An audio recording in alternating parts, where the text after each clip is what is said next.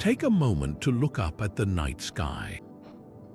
Every star you see, every distant galaxy, every flicker of light represents a story billions of years in the making. But what if I told you the most incredible chapters of that story are the ones we can no longer see?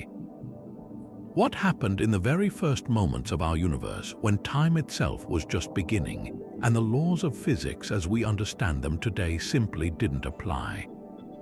We often think of the cosmos as this vast, stable, almost peaceful expanse, but rewind far enough, and you'd find a reality so extreme, so energetically intense, that matter behaved unlike anything we can recreate even in our most advanced laboratories.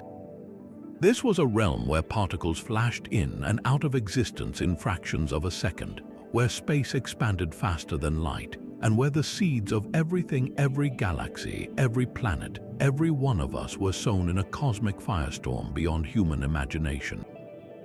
In this video, we're going to explore 30 of the most profound mysteries from that era, questions that astronomers and physicists are still grappling with today. How did the universe emerge from nothing? What came before the Big Bang? Why is there something rather than nothing? These aren't just scientific riddles, they speak to the very nature of reality. And by venturing into these unknowns, we're not just uncovering secrets about the cosmos. We're uncovering secrets about ourselves and our place in this extraordinary story. So settle in, because we're about to journey back to the beginning of everything. Our journey begins with perhaps the most fundamental question of all. What, if anything, came before the Big Bang? We typically picture the birth of our universe as a massive explosion from an infinitely dense point. But this visualization, while helpful, is also a profound oversimplification. That point is known as a singularity, a state where all the mass and energy of the cosmos is crushed into an area of zero volume. At this moment, the concepts of space and time as we know them cease to have any meaning. Our most trusted guide for understanding gravity, Einstein's theory of general relativity, predicts this singularity, but it also tells us that its own equations break down completely at this point. The temperature and density become infinite, and the laws of physics simply stop working. It's the ultimate edge of scientific inquiry, a blank spot on our map of reality. This leaves us staring into a profound abyss of the unknown. Without the tools of physics to guide us, we are forced to venture into the realm of philosophy and theoretical conjecture. One compelling idea is that there was no before at all. The concept of a before requires the existence of time, and if time itself began with the Big Bang, then asking what came before is like asking what is north of the North Pole. The renowned physicist Stephen Hawking, along with James Hartle, proposed a no-boundary model, suggesting the universe is a completely self-contained entity with no singular beginning point or edge. In this view, the beginning of the universe is much like the South Pole on Earth. You can travel back in time toward it, but once you arrive, the question of what lies further south becomes meaningless. Other theories offer a more dynamic and cyclical vision of cosmic history. Perhaps our universe is just one in an endless series of universes, expanding and contracting in an eternal cycle. In these models, what we call the Big Bang wasn't a true beginning from nothing, but rather a violent transition, a big bounce, from a previous universe that had collapsed in on itself. Some even more speculative ideas propose that our universe is just one bubble in a vast, ever-expanding multiverse, constantly spawning new universes with different physical laws. While these ideas are currently beyond the reach of direct observation, they represent our brave attempt to push our understanding beyond the limits of our mathematics and to gaze into the void that lies at the very foundation of existence. But if the initial singularity presents an impenetrable barrier, the very next moment offers a phenomenon so bizarre it almost defies belief, a concept known as cosmic inflation. To understand why this theory was so revolutionary, we have to grapple with two deeply puzzling features of our universe that the standard Big Bang model simply couldn't explain. The first is called the horizon problem. When we look out into space in opposite directions, we see regions of the cosmos that are billions of light years apart. According to the classic model, these regions have never been in contact with each other. There hasn't been enough time since the beginning of the universe for light or any form of information to travel between them. And yet, the temperature of the cosmic microwave background radiation, the faint afterglow of the Big Bang, is perfectly uniform between them to an astonishing degree of precision. It's as if two strangers on opposite sides of the world, who have never met or communicated, decided to wear the exact same outfit down to the smallest thread, a coincidence so staggering it demands an explanation. The second puzzle is known as the flatness problem. Our universe appears to be almost perfectly geometrically flat on the largest scales. This isn't about being like a sheet of paper, but rather about the precise balance between the expansion rate of the universe and the density of all the matter and energy within it. For the universe to be this flat 14 billion years after the Big Bang, its initial conditions had to be fine-tuned to an unbelievable level of accuracy at 1 second after the beginning. The required balance is so exact it's like balancing a pencil on its tip and having it remain perfectly upright not for a second but for billions of years. This, too, seemed like an impossible coincidence. In the late 1970s, a young physicist named Alan Guth proposed a breathtakingly elegant solution, a cosmic growth spurt of unimaginable ferocity. His theory of cosmic inflation suggests that for a fleeting moment, lasting perhaps only a tiny fraction of a second, the universe was dominated by a strange, high-energy state often described as a false vacuum. This state contained a mysterious energy field now called the inflaton field. The peculiar property of this field is that it caused gravity to act repulsively, not attractively. Instead of gently expanding, space itself was pushed outward, stretching at an exponential rate far faster than the speed of light. It's crucial to understand that this doesn't violate relativity, which forbids matter from moving through space faster than light. Space itself, the fabric of the cosmos, was simply swelling uncontrollably. This incredible burst of hyper-expansion solves both of our major puzzles in one swoop. The entire observable universe we see today was before inflation, crammed into a tiny, subatomic volume that was in thermal contact. This region was heated to a perfectly uniform temperature. Inflation then took this tiny, homogeneous patch and stretched it to a size larger than our entire visible cosmos, preserving that perfect uniformity and creating the vast, even-temperatured universe we observe. It also stretched the very fabric of space-time, ironing out any initial curvature and leaving us with the geometrically flat universe we measure. In this view, the fine-tuning isn't a miracle, it was an inevitable outcome of this violent smoothing process. The theory also provides a spectacular bonus. It explains the origin of all structure. Microscopic quantum fluctuations, tiny wrinkles in the fabric of reality that were present at that subatomic scale, were also stretched to enormous size by inflation. These magnified ripples became the gravitational seeds around which all the future large-scale structure of the universe would eventually coalesce the great cosmic web of galaxies and galaxy clusters we see today. Every galaxy, every star, every planet owes its ultimate existence to these quantum seeds blown up to cosmic proportions. Of course, such a monumental theory requires evidence, and while the explanatory power of inflation is compelling, the search for direct proof is ongoing. The most promising signature would be a specific pattern in the polarization of the cosmic microwave background, called B modes, which would be the fossilized imprint of primordial gravitational waves, ripples in space-time generated by the inflationary burst itself.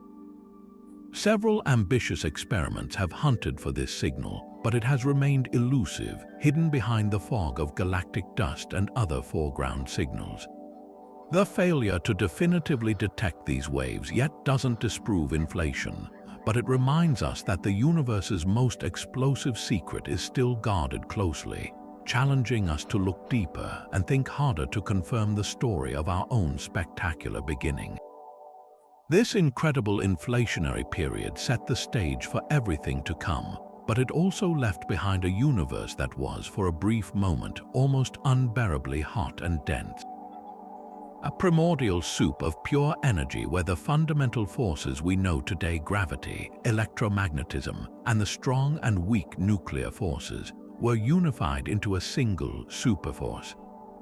As this fiery cauldron expanded and cooled, the forces began to separate out in a series of cosmic phase transitions, much like steam condensing into water. It was during this epoch of extreme energy that the first particles of matter began to spontaneously congeal out of the energy field, appearing in pairs with their ultimate opposites. And this brings us to one of the most profound and personal mysteries in all of physics, the matter-antimatter asymmetry. The laws of physics, as we currently understand them, display a beautiful and seemingly unbreakable symmetry. For every particle of matter that was created in those first frantic moments, an identical particle of antimatter should have been created alongside it.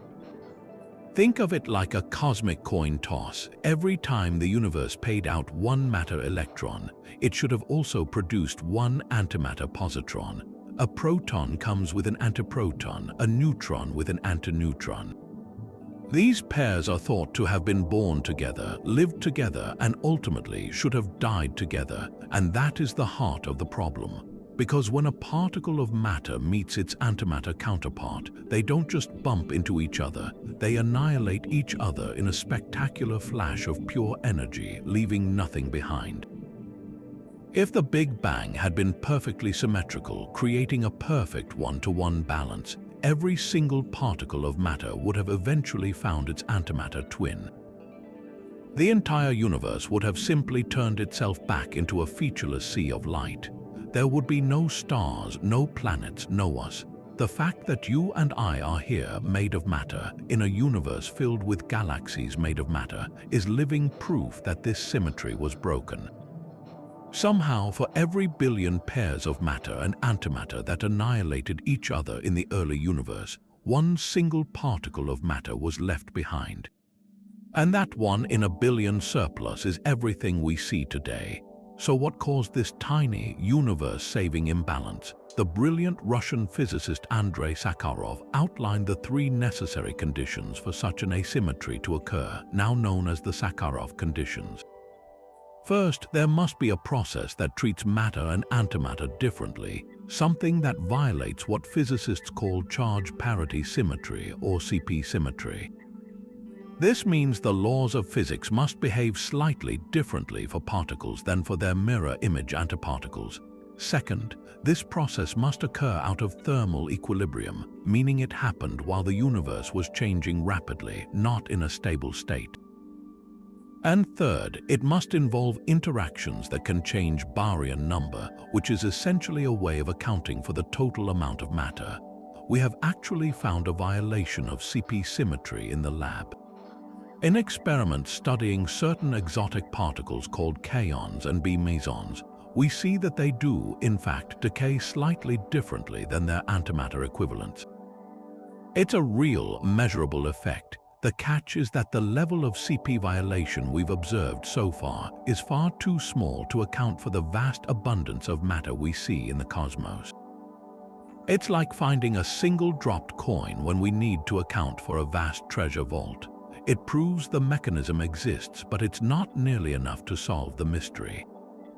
This is where experiments at facilities like CERN come in.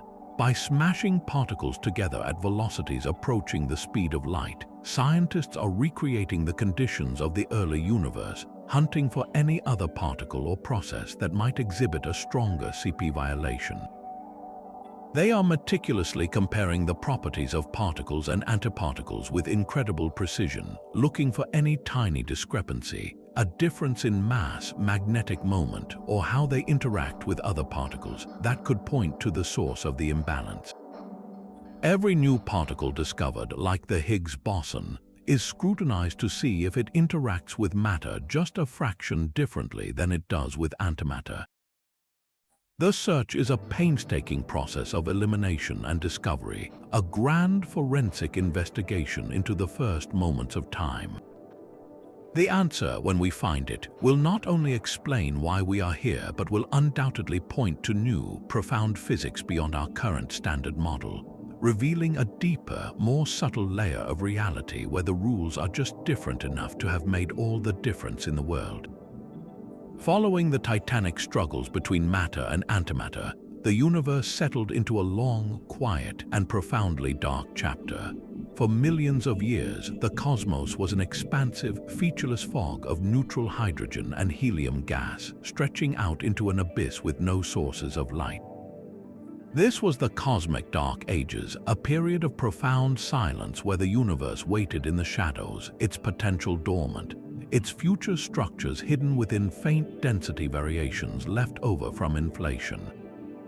But this darkness was not permanent. It was merely the calm before a storm of creation, a prelude to the moment when the cosmos would finally spark to life. This eventual dawn was not triggered by a gentle sunrise, but by a catastrophic collapse. Those tiny quantum fluctuations, magnified by inflation into slight gravitational wrinkles, were the blueprints for everything. Over eons, the relentless pull of gravity worked on these imperfections. Vast clouds of primordial gas, primarily hydrogen, began to slowly succumb to their own weight, collapsing inward. But this gas was too warm and featureless to form stars on its own.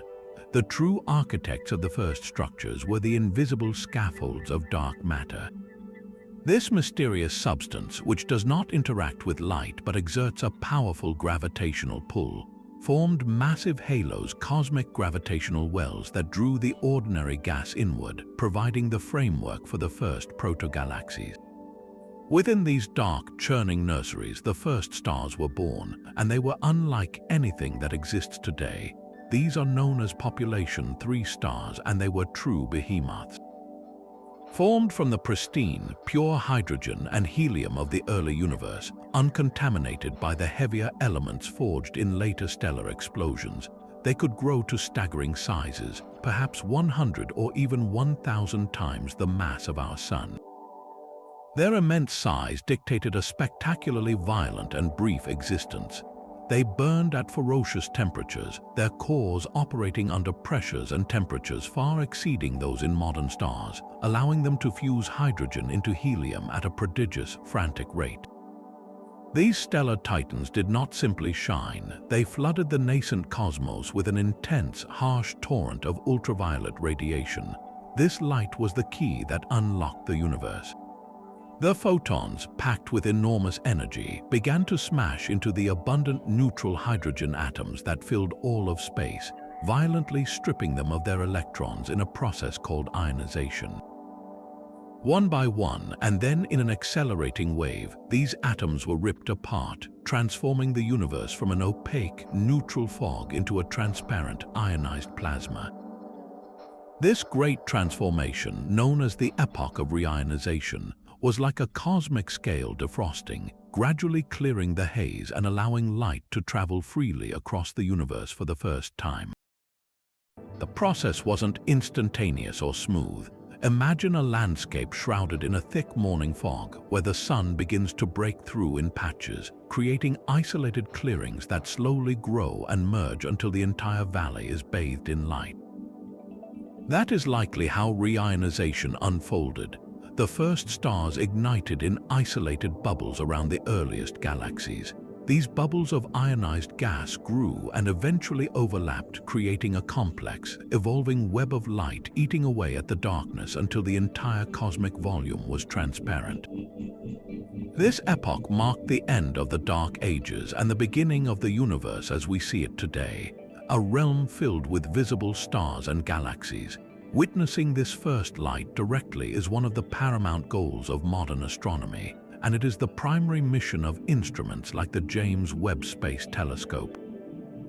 JWST is essentially a time machine engineered to peer back into this very era. Its incredibly sensitive infrared eyes are designed to detect the faint, redshifted glow of those first stars and galaxies. Every deep field image it captures is not just a beautiful picture, it is a snapshot from the universe's childhood, allowing us to piece together how these initial structures formed and how they collectively flooded the cosmos with the radiation that shaped its future. We are, for the first time, watching the cosmic dawn unfold, collecting the photons from the very events that ended the darkness and set the stage for the rich universe of galaxies we inhabit. Yet for all its profound influence, dark matter remains one of the most vexing puzzles in modern cosmology. We can map its gravitational shadow, we can calculate its overwhelming presence, but we have never directly seen or detected a single particle of it. This isn't for lack of trying. For decades, scientists have been conducting incredibly sensitive experiments deep underground, in abandoned mines and tunnels, shielded from cosmic rays, hoping to catch the faintest whisper of a dark matter particle interacting with ordinary matter. Others are looking for the subtle signals these particles might produce as they annihilate each other in the dense halo of our own galaxy. So far, these detectors have returned only silence. This lack of a direct hit forces us to ask even deeper questions about its fundamental nature. Was dark matter produced thermally in the hot, dense early universe, freezing out as a thermal relic as the cosmos expanded and cooled, much like the cosmic microwave background? Or was it created non-thermally, perhaps from the decay of other, even more exotic fields in the first instance after inflation? The answer to this question of its production would tell us not just what dark matter is, but also precisely when it began to dictate the gravitational fate of everything. The leading theoretical candidate for a thermally produced particle is something called a WIMP, a weakly interacting massive particle. This hypothetical particle fits neatly into many theoretical extensions of the standard model of physics and would have naturally been produced in the right abundance to account for what we observe.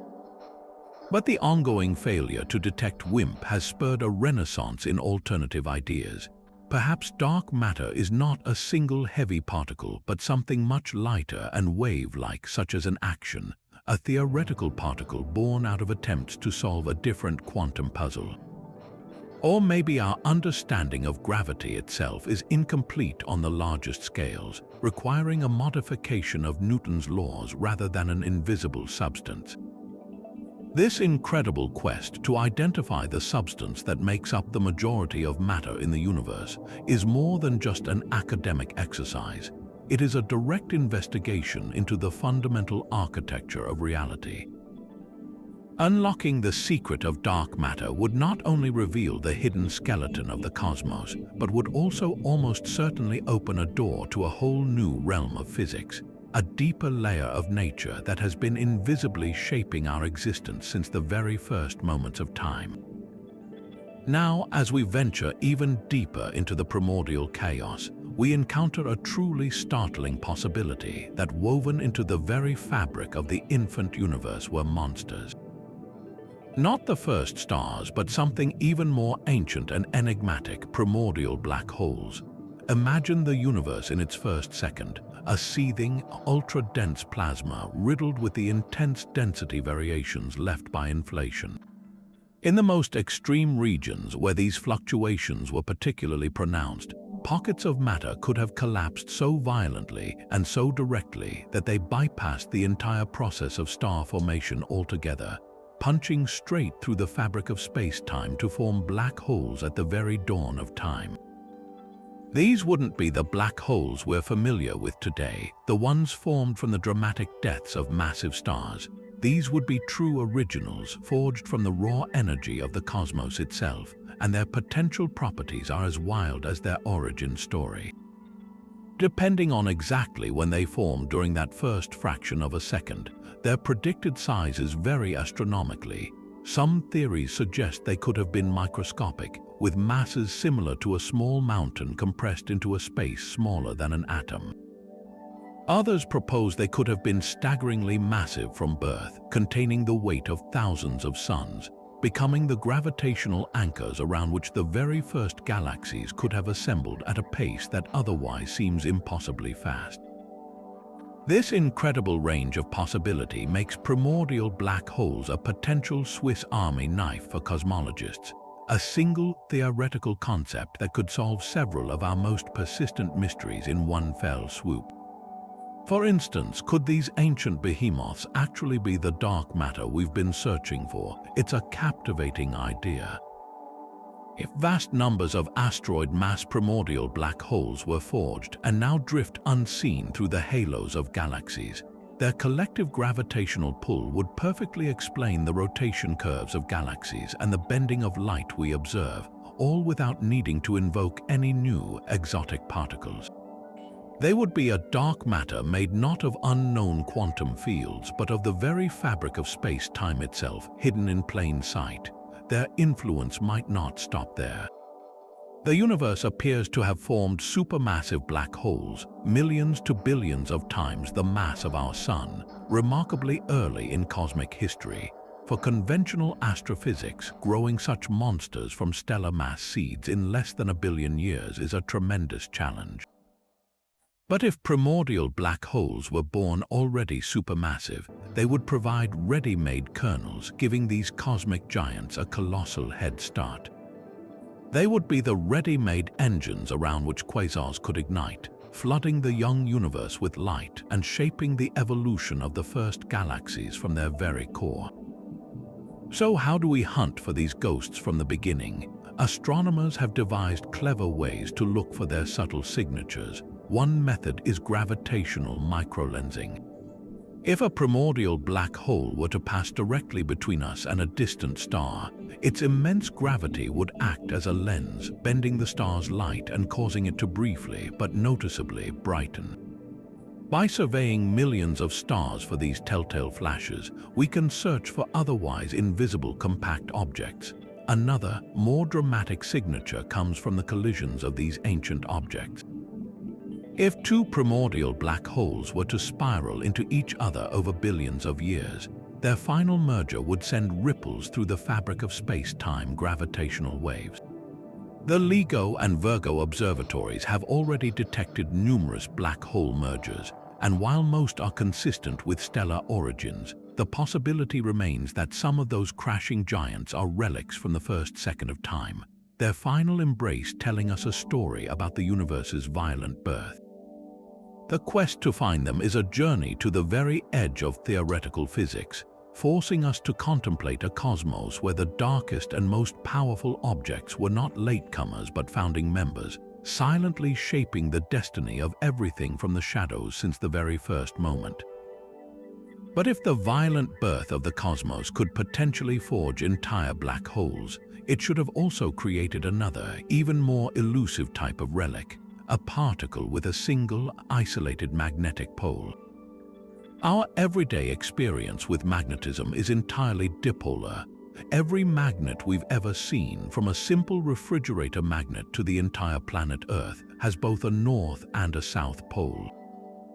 Cut a standard magnet in half and you don't isolate the poles, you simply get two smaller magnets, each with its own north and south end.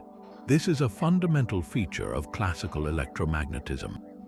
However, when physicists began developing grand unified theories, or GUTS, which aim to describe how the electromagnetic, weak, and strong nuclear forces were merged into a single superforce in the universe's first moments, a startling prediction emerged. These theories suggest that under the extreme energy conditions of the early cosmos, a different type of magnetic object should have been created in abundance, the magnetic monopole. Unlike the familiar dipole, a monopole would be a particle that carries only a north magnetic charge or only a south magnetic charge, a fundamental and isolated source of magnetic field lines, much like an electron is a fundamental source of electric charge.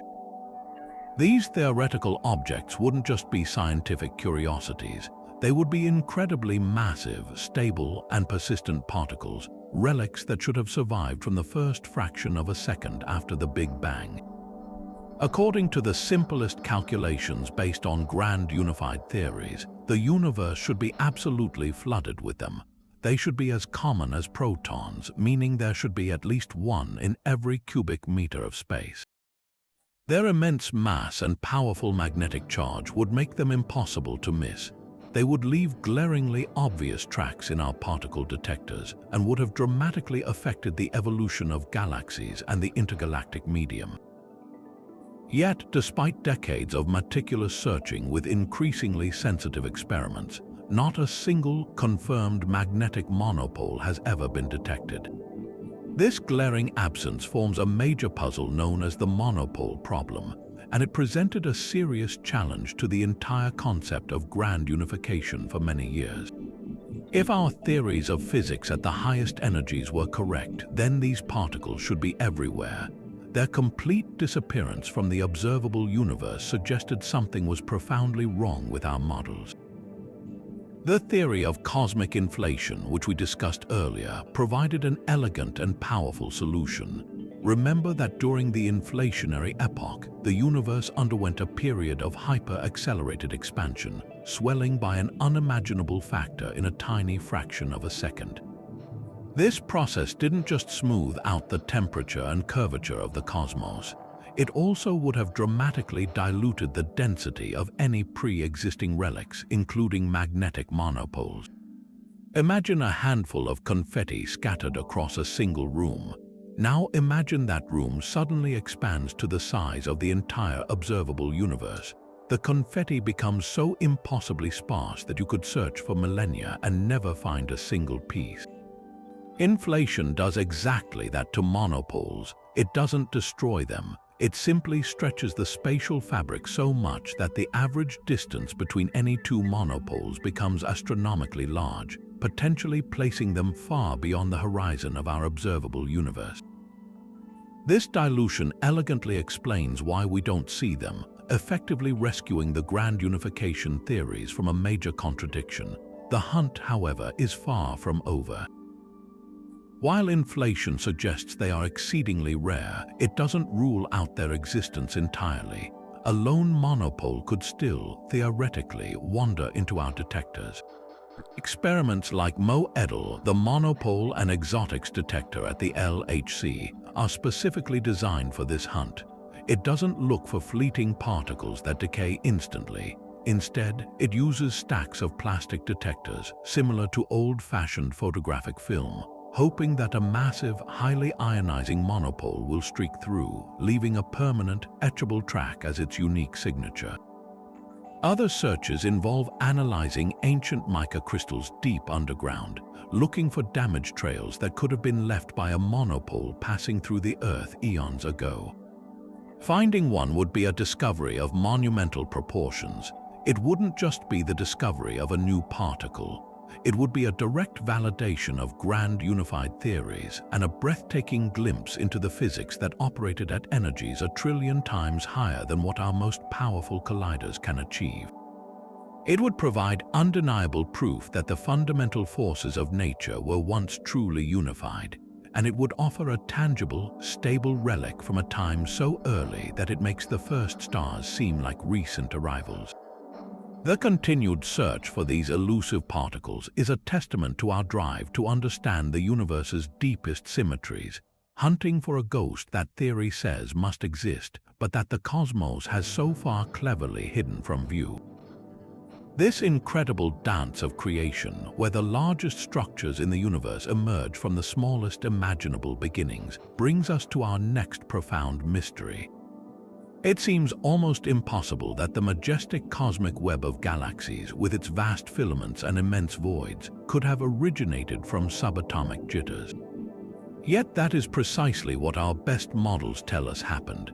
The entire rich tapestry of the cosmos appears to be the magnified imprint of quantum noise, a whisper from the beginning of time that was amplified into a cosmic shout. To understand this, we have to revisit the inflationary epoch. In that fleeting moment of hyper-expansion, the universe was not just smooth, it was also governed by the bizarre rules of quantum mechanics. At these unimaginably small scales, nothing is ever perfectly still. Empty space itself is a seething, bubbling foam where particles and energy constantly flicker in and out of existence. These are quantum fluctuations, tiny, temporary variations in energy that are a fundamental feature of reality. Think of it like the surface of a perfectly calm pond on a windless day. Even in its most serene state, if you look closely enough, you'll see a faint, inherent jitter in the water molecules, a minuscule trembling that never truly ceases. Now imagine a sudden, colossal wave sweeping across that pond, freezing those tiny, random ripples into permanent, gigantic waves. This is exactly what inflation did. Those inherent quantum fluctuations in the inflattened field, the energy driving the expansion, were not left behind. As space itself stretched faster than light, it didn't just smooth the universe, it also took those infinitesimally small quantum wrinkles and stretched them across the entire cosmos, locking them in as permanent, macroscopic variations in the density of matter and energy. In a fraction of a second, randomness on a quantum scale was imprinted onto the universe as a whole, creating a faint but universal pattern of slightly denser and slightly less dense regions. For hundreds of thousands of years, this pattern remained hidden, encoded in the hot, dense plasma of the early universe. Then, the moment of recombination arrived. As the universe cooled enough for atoms to form and light to travel freely, that frozen pattern of density variations was captured for all time in the cosmic microwave background radiation. This is the famous CMB, the afterglow of the Big Bang. When we map it with satellites like Planck and WMAP, we are not looking at a featureless wall of light. We are reading a baby picture of the universe, and it is covered in freckles. Those tiny variations in temperature, mere millionths of a degree, are the direct descendants of those quantum fluctuations. They represent the blueprint, the gravitational seed catalog from which everything would later grow. And grow they did, thanks to the relentless, patient force of gravity. Every region of slightly above average density had a slightly stronger gravitational pull. Over millions of years, this gravitational advantage acted like a cosmic magnet, slowly drawing in more and more material from the surrounding space. The slightly denser patches grew denser still, while the less dense regions were emptied out, becoming the great cosmic voids. This process was a slow, compounding feedback loop. As a region gained mass, its gravity increased, allowing it to pull in even more matter, accelerating its own growth. The dark matter, which we discussed earlier, played the crucial role of providing the initial gravitational scaffolding. Its invisible halos formed first, creating deep wells that then drew in the ordinary gas, which eventually cooled and condensed to form the first stars and galaxies. The result of this billions of years-long process is the magnificent large-scale structure we observe today, an immense web of galaxy clusters and superclusters strung along vast filaments, intersecting at great nodes and separated by enormous, empty voids. This is not a random arrangement. Sophisticated computer simulations that start with the exact pattern of fluctuations seen in the CMB, and then let gravity do its work over cosmic time, successfully reproduce the spiderweb-like structure we see in galaxy surveys. The connection is undeniable. The grandest architecture in the universe, a structure on a scale almost impossible to comprehend, is the grown-up version of a quantum seed.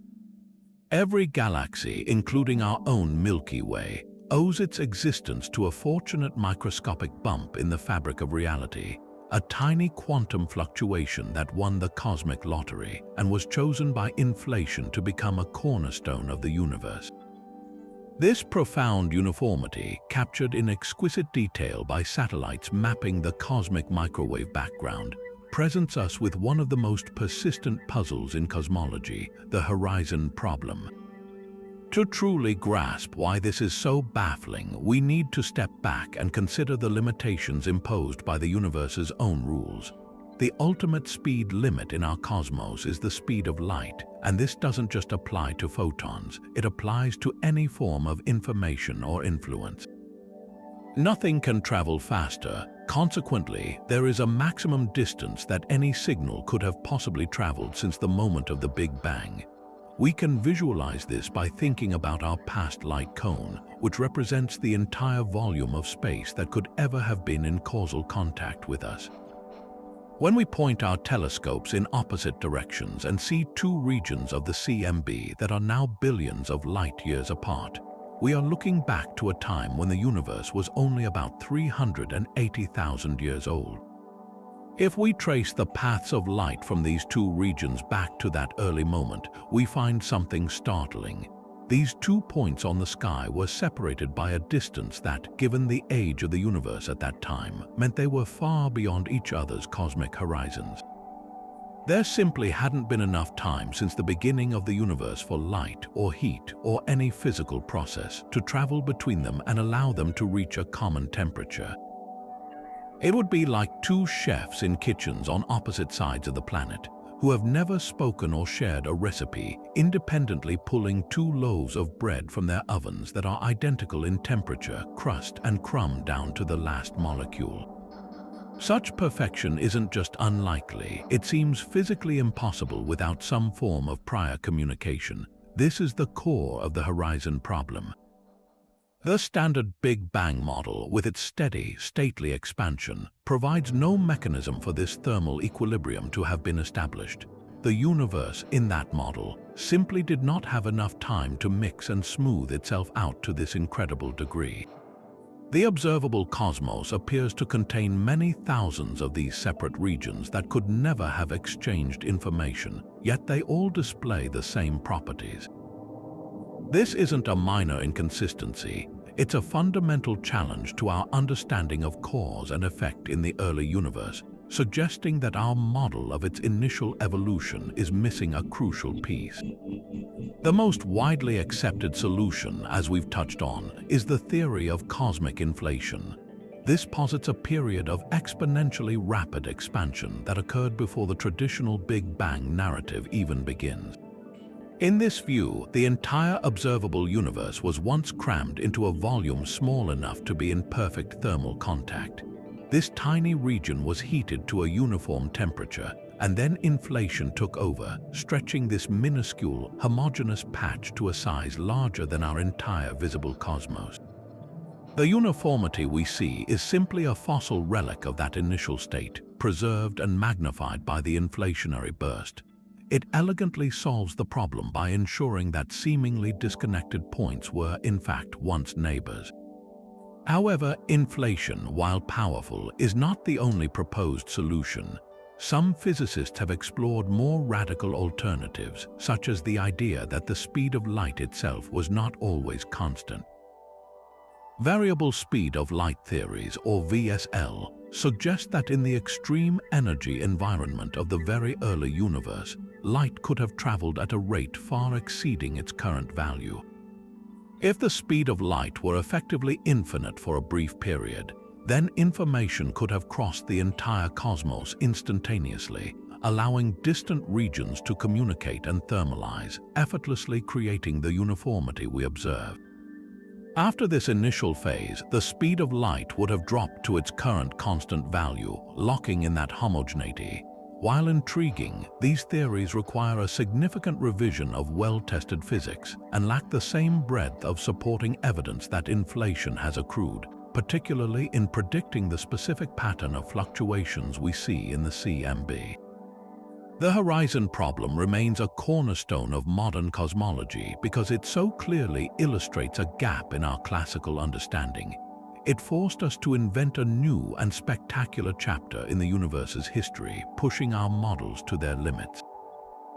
Whether the ultimate answer is inflation, a variable speed of light, or some other yet-to-be-conceived mechanism, this mystery underscores a profound truth. The universe's most basic appearance, its smoothness, hides a deeply dramatic and explosive past. While the horizon problem challenges our understanding of how the universe achieved such perfect uniformity, it is joined by another, equally profound puzzle that also points toward a dramatic beginning: the flatness problem. This mystery isn't about the universe being flat like a sheet of paper, but rather about the precise geometry of space-time itself on the largest imaginable scales.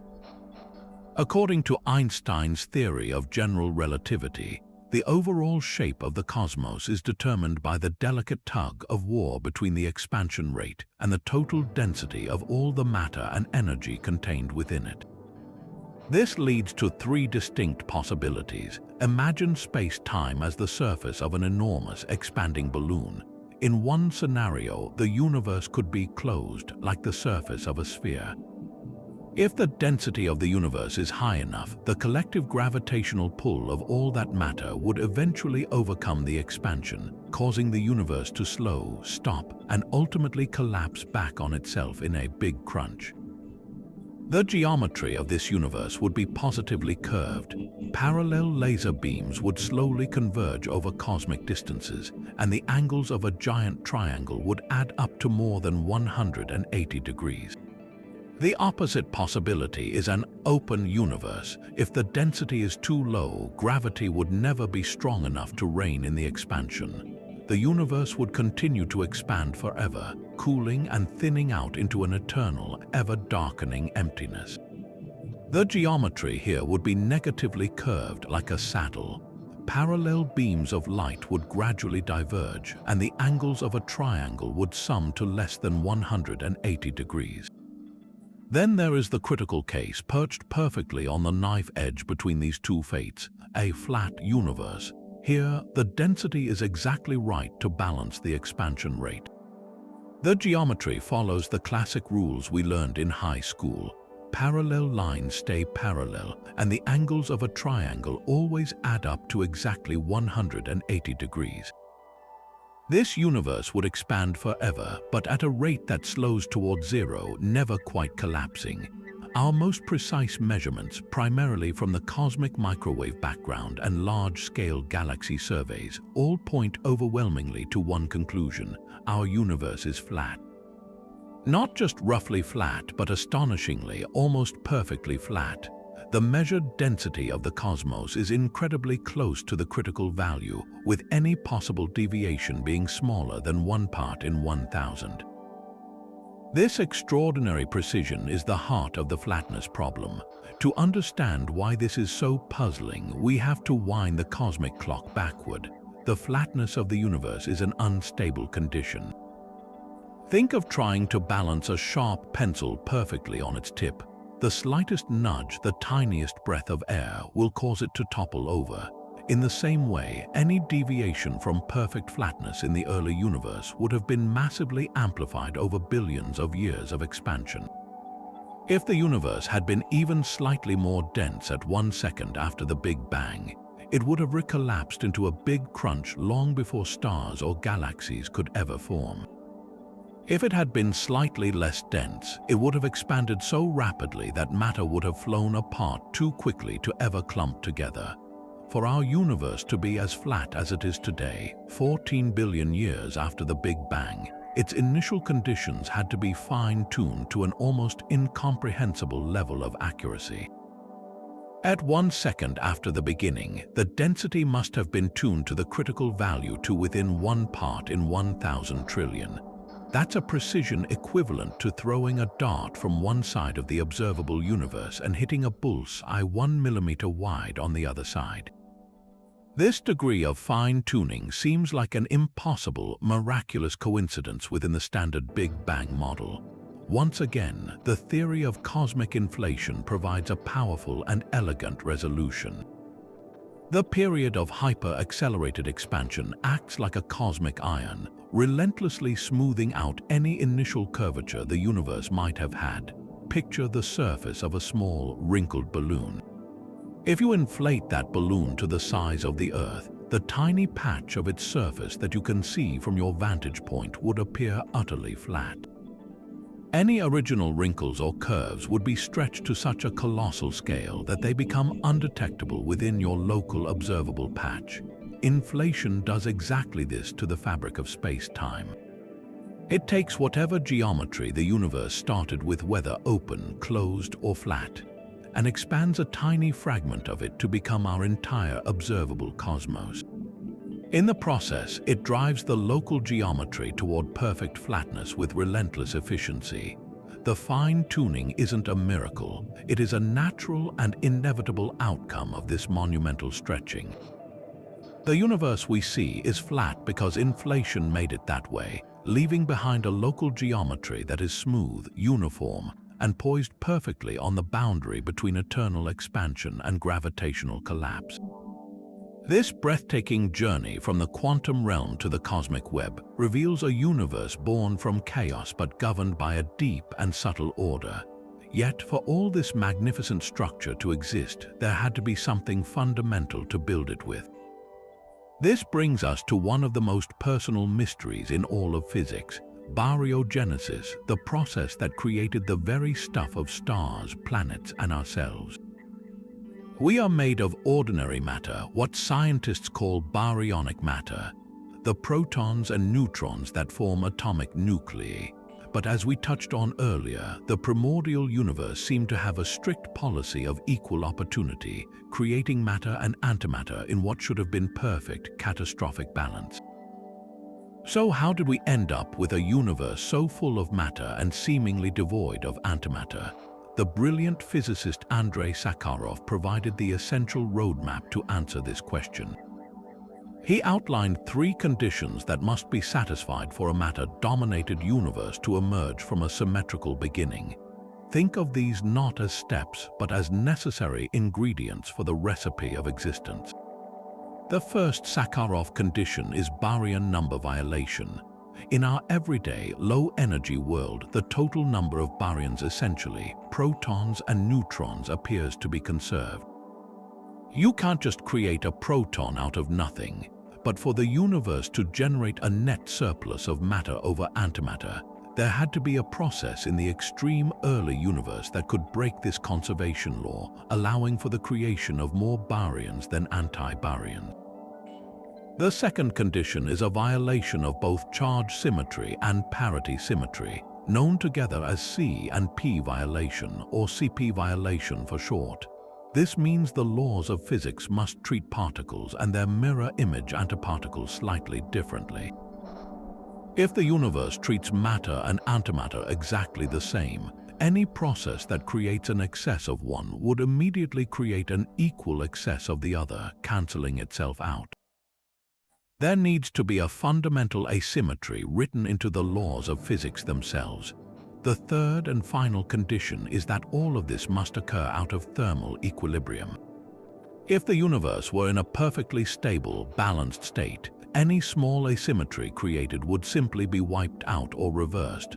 The process needs to happen while the cosmos is changing rapidly, like a snapshot taken during a dramatic phase transition, freezing the asymmetry in place before the universe has a chance to erase it. Scientists have proposed several compelling mechanisms for how and when these conditions were met. One major candidate is electroweak baryogenesis. This theory suggests the imbalance was created during the electroweak phase transition, when the electromagnetic and weak nuclear forces split from their unified state. This occurred when the universe was just a picosecond old, at temperatures of around 10,000 trillion degrees. In this scenario, as the universe cooled, bubbles of the new, broken symmetry phase nucleated and expanded within the hot plasma. The complex dynamics at the walls of these expanding bubbles, combined with known CP-violating processes within the standard model of particle physics, could have generated a preference for matter over antimatter. It's an elegant idea because it operates at energies potentially within the reach of our particle accelerators. However, a significant challenge remains. The amount of CP violation we have measured so far in particle decays is far too small to account for the vast amount of matter we see. This suggests that if electroweak baryogenesis is the answer, there must be new sources of CP violation and potentially new particles that we have yet to discover. The other leading candidate pushes the clock back even further to a time of almost unimaginable energy. This is GUT-scale baryogenesis tied to the grand unification of forces. Remember, in the first fraction of a second, the strong nuclear force was also unified with the electroweak force. The decay of the super-heavy particles that existed at this energy scale, known as X and Y bosons, could have naturally violated baryon number. Because these hypothetical particles are their own antiparticles, their decays could have produced slightly more matter than antimatter offspring, satisfying all of Sakharov's conditions. This mechanism could produce the required asymmetry quite efficiently, but it operates at energy scales so high 1,000,000,000,000 times beyond the reach of the Large Hadron Collider that testing it directly is a monumental challenge. Instead, we look for its indirect signatures, such as the predicted stability of the proton. Many grand unified theories predict that protons should eventually decay, albeit over timescales far longer than the current age of the universe. Immense sensitive detectors buried deep underground, filled with thousands of tons of pure water, are constantly watching, waiting to catch a single proton decaying, which would be a monumental clue pointing toward this early cosmic mechanism. The quest to solve baryogenesis is a profound detective story. It forces us to probe the very limits of the standard model, searching for new particles and new interactions. Every time we compare the behavior of a particle with its antiparticle with ever-increasing precision, we are testing the foundations of this cosmic imbalance. Understanding baryogenesis isn't just about explaining why we are here. It is about uncovering a fundamental bias in the laws of nature, a tiny crack in the mirror of symmetry that allowed our entire universe of matter to exist.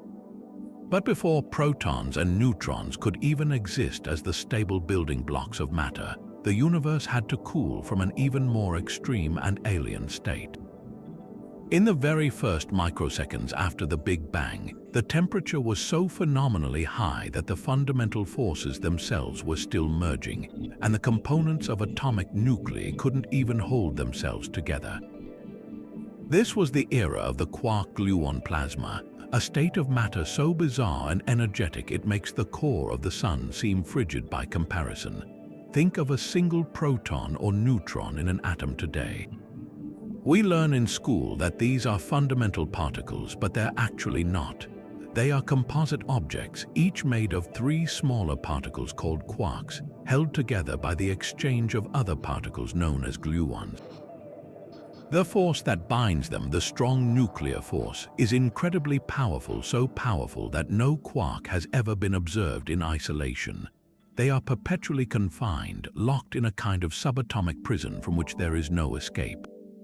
This is a fundamental rule of our universe called color confinement, but rewind the clock to the first 10 microseconds, and that rule was temporarily suspended. The universe was an unimaginably dense, seething cauldron with temperatures exceeding 1,000,000,000,000 degrees Celsius. In this unbelievable inferno, the energy was so intense that it overpowered the strong nuclear force itself.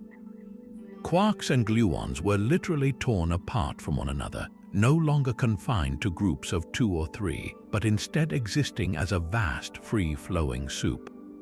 This is the quark-gluon plasma, a state of matter where the individual identities of protons and neutrons completely dissolve into a collective, ultra-hot frenzy of their most basic constituents. This wasn't just a hot gas, it behaved more like a perfect, frictionless liquid.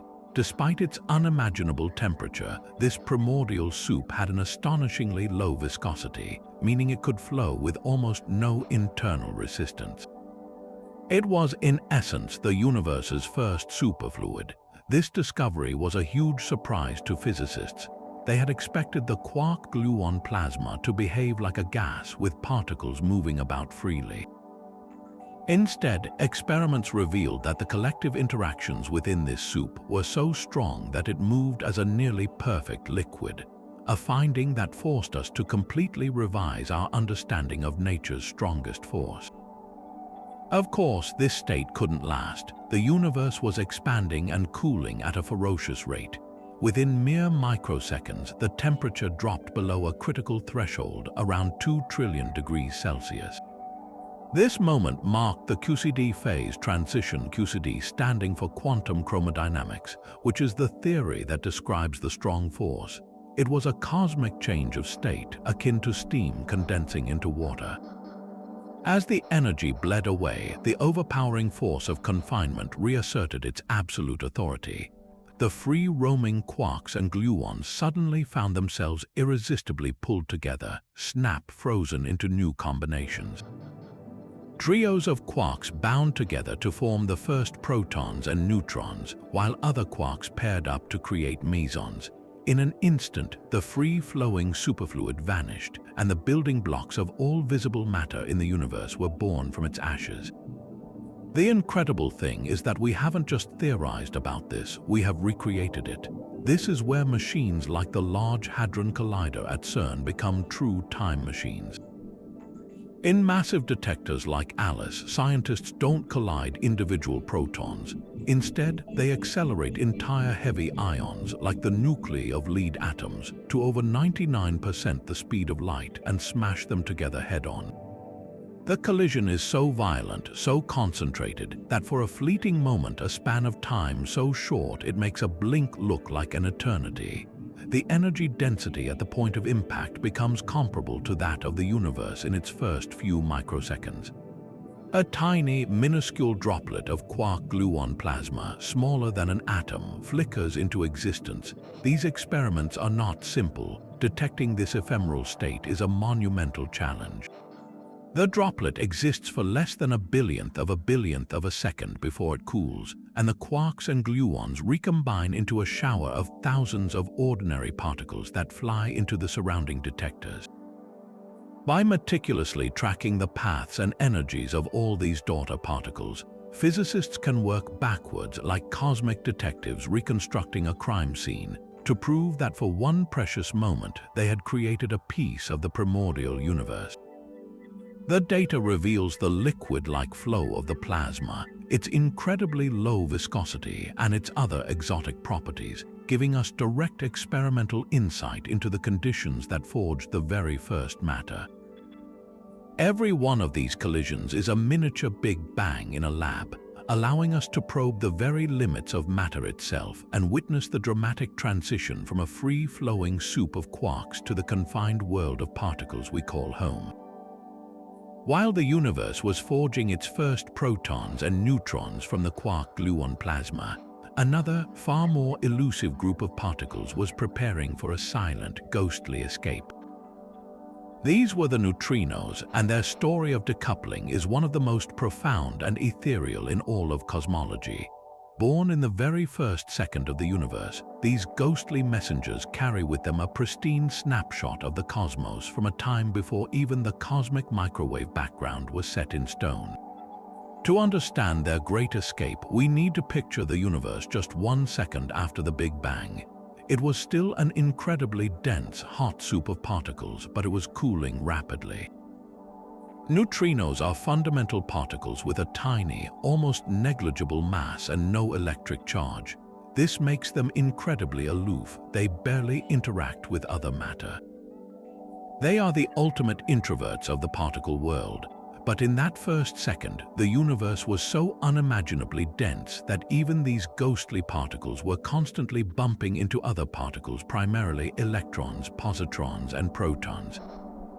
They were trapped, bouncing around in the hot plasma, effectively imprisoned by the sheer number of interactions. But this imprisonment was short-lived.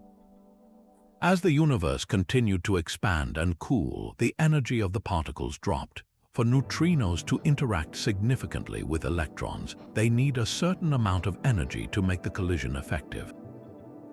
Think of it like trying to have a conversation in a packed, noisy nightclub.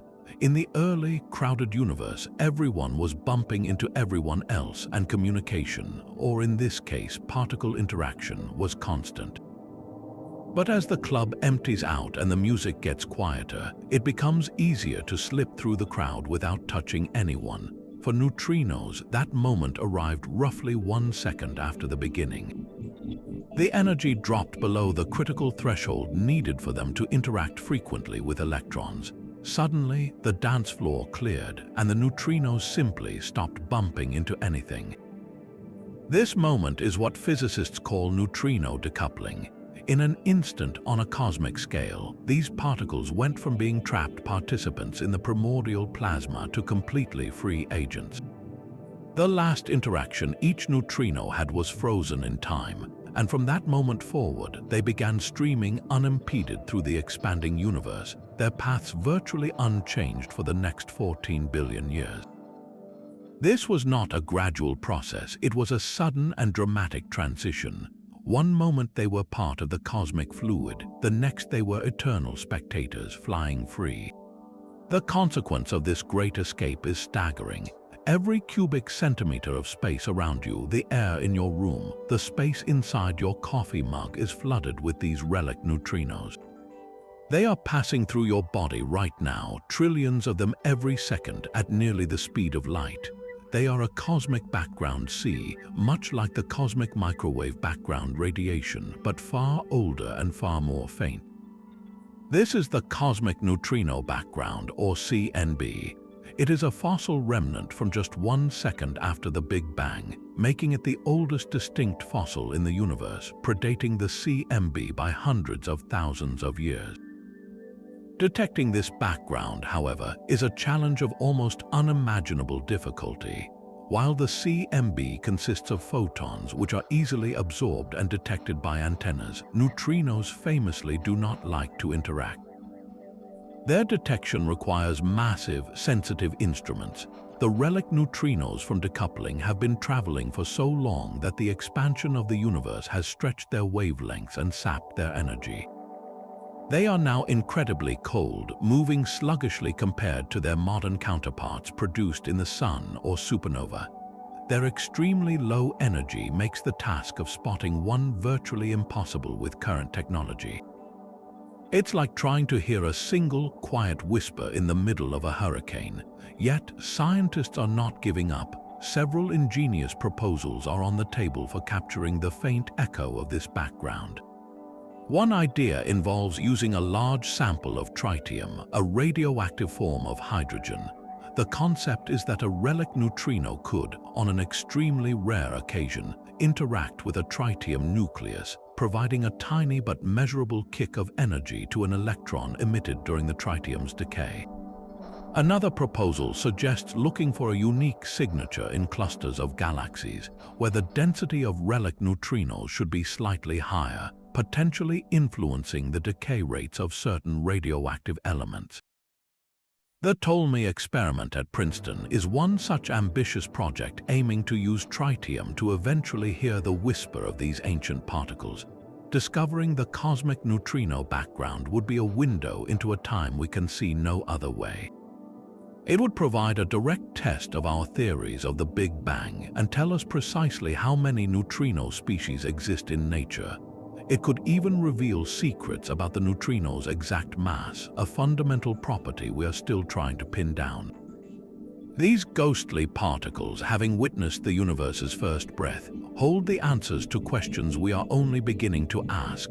Meanwhile, deep within that cooling cosmic soup, the universe was about to embark on its very first act of alchemy, a fleeting and frantic period of elemental creation that would set the chemical composition of everything to come.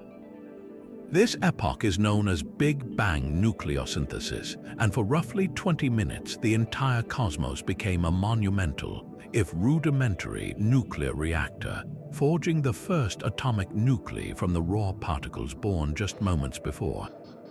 The stage was set around 10 seconds after the Big Bang. The universe had cooled from its quark-gluon plasma state to a temperature of about 1 billion degrees Kelvin.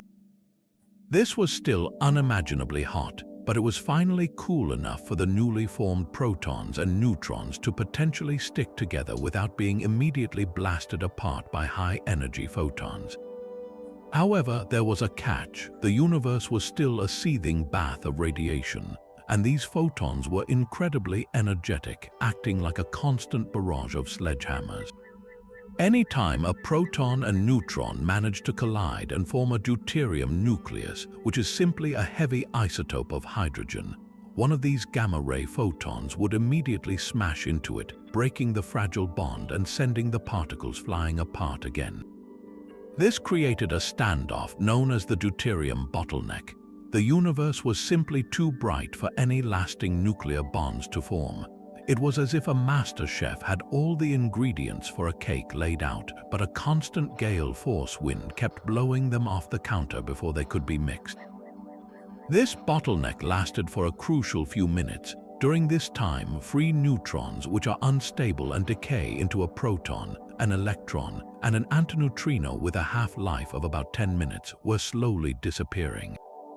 This ticking clock was critical. The universe needed to cool enough for the photon sledgehammers to lose their destructive power before all the neutrons decayed away. Finally, at the 3-minute mark, the temperature dropped below 900 million degrees. The energy of the photons fell below the binding energy of deuterium. In an instant, the gale force wind became a gentle breeze. The bottleneck was opened, and a sudden, explosive wave of nuclear fusion could begin. What followed was a frantic and breathtakingly short burst of activity. With the barrier removed, protons and neutrons could now rapidly combine to form deuterium. Once deuterium was stable, it became a crucial stepping stone. These deuterium nuclei quickly collided with more protons and neutrons, building up the next elements in the chain. Adding a proton to deuterium creates helium-3, a light isotope of helium. Colliding two deuterium nuclei can create either a tritium nucleus, which is a heavy, radioactive form of hydrogen, or a helium-4 nucleus. Helium-4, with 2 protons and 2 neutrons, is an exceptionally stable and tightly bound nucleus. It became the ultimate destination for nearly all the available free neutrons. In a rapid cascade of reactions, the universe began locking its neutrons into these stable helium-4 cores. The entire process was a race against the decay of the neutron and the relentless expansion of the universe, which was rapidly diluting the particle soup and dropping the temperature, eventually halting all nuclear reactions. For about 17 minutes, this primordial fusion furnace worked at a breakneck pace. Then, around the 20-minute mark, the density and temperature had fallen so much that the particles were too far apart and moving too slowly to overcome their mutual electrical repulsion and fuse. The era of Big Bang nucleosynthesis ended as abruptly as it began. The nuclear fires were extinguished by the universe's own expansion, freezing the elemental abundances in place. And what was left behind? A universe composed of about 75% hydrogen nuclei, which are single protons, and about 25% helium-4 nuclei by mass. This is an astonishingly high amount of helium, and it is a direct prediction of the Big Bang model. It works out almost perfectly because the ratio was essentially set by the number of neutrons available when the bottleneck opened. There was roughly 1 neutron for every 7 protons. All those neutrons were scooped up into helium-4 nuclei, each of which requires 2 neutrons. The leftover protons remained as hydrogen. The model also predicts trace amounts of other light elements, a tiny fraction of deuterium that never got fused into helium, even smaller amounts of helium-3, and a minuscule sprinkling of lithium-7. The most spectacular confirmation of this entire process is that these predictions match with stunning accuracy what we actually observe in the oldest regions of the universe.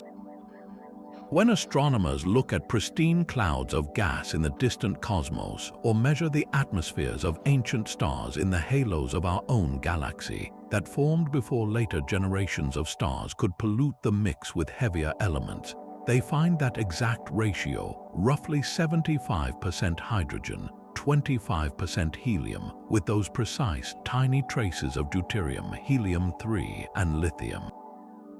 It is a perfect match. This agreement is not just a nice coincidence. It is one of the 3 foundational pillars of evidence for the Big Bang theory, alongside the expansion of the universe and the cosmic microwave background.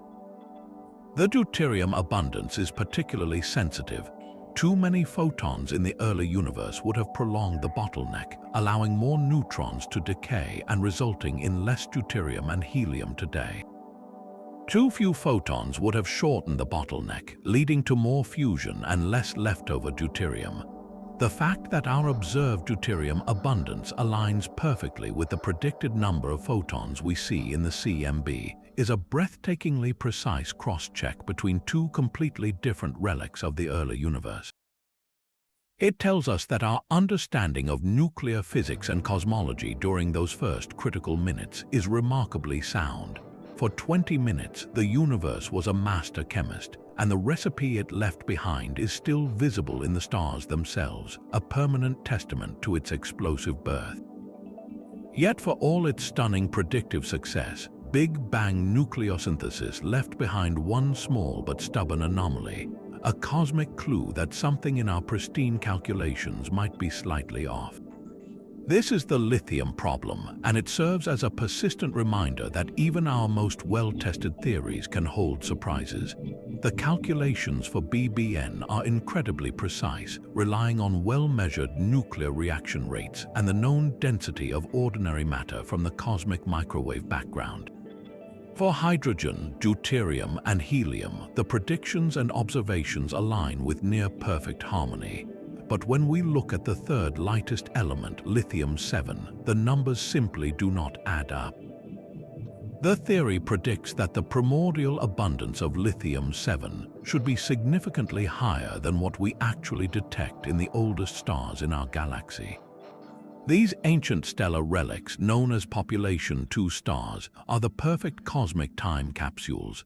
They formed from gas that was virtually uncontaminated by later generations of stars, preserving the chemical signature of the Big Bang itself.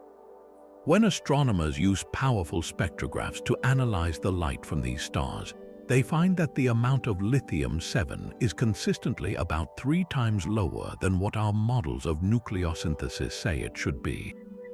It's not a small margin of error, it's a glaring discrepancy that has resisted explanation for decades. This isn't just a case of a missing ingredient, it's a full-blown cosmic mystery. One might wonder if the lithium in these old stars has somehow been depleted over time, perhaps sunk from their atmospheres into their hotter interiors. But these stars are incredibly stable and have shallow convection zones, meaning their surface layers shouldn't mix deeply with the interior. The lithium we see at the surface should be the lithium that was there at birth. Furthermore, the problem is compounded by the isotope lithium-6. While BBN produces only a minuscule amount of it, some observations have suggested a higher than expected level of this isotope in a few ancient stars, though these measurements are hotly debated and extremely difficult to make.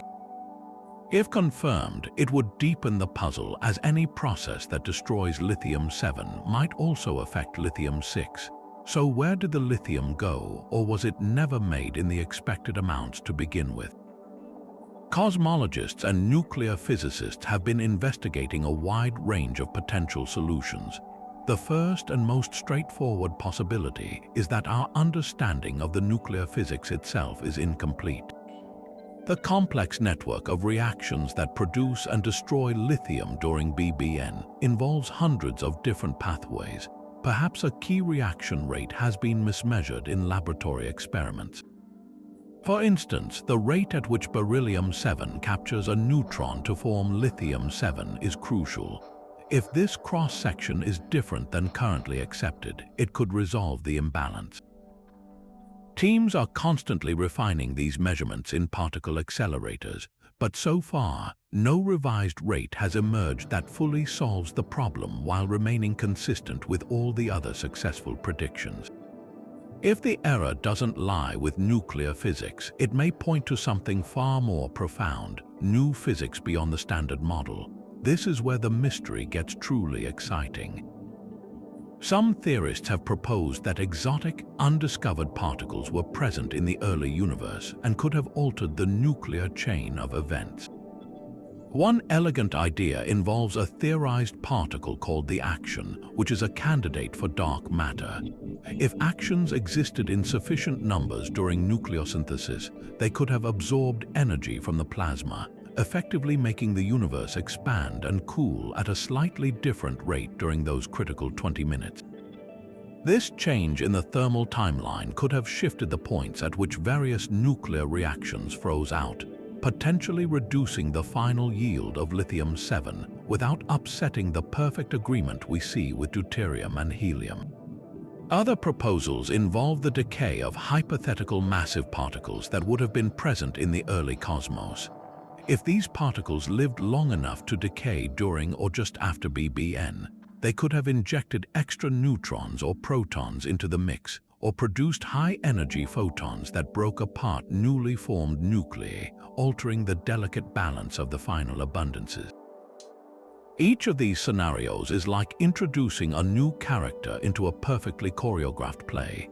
Their presence changes the outcome in subtle ways, and physicists must carefully calculate whether their effect on lithium is significant without ruining the rest of the performance that we know so well.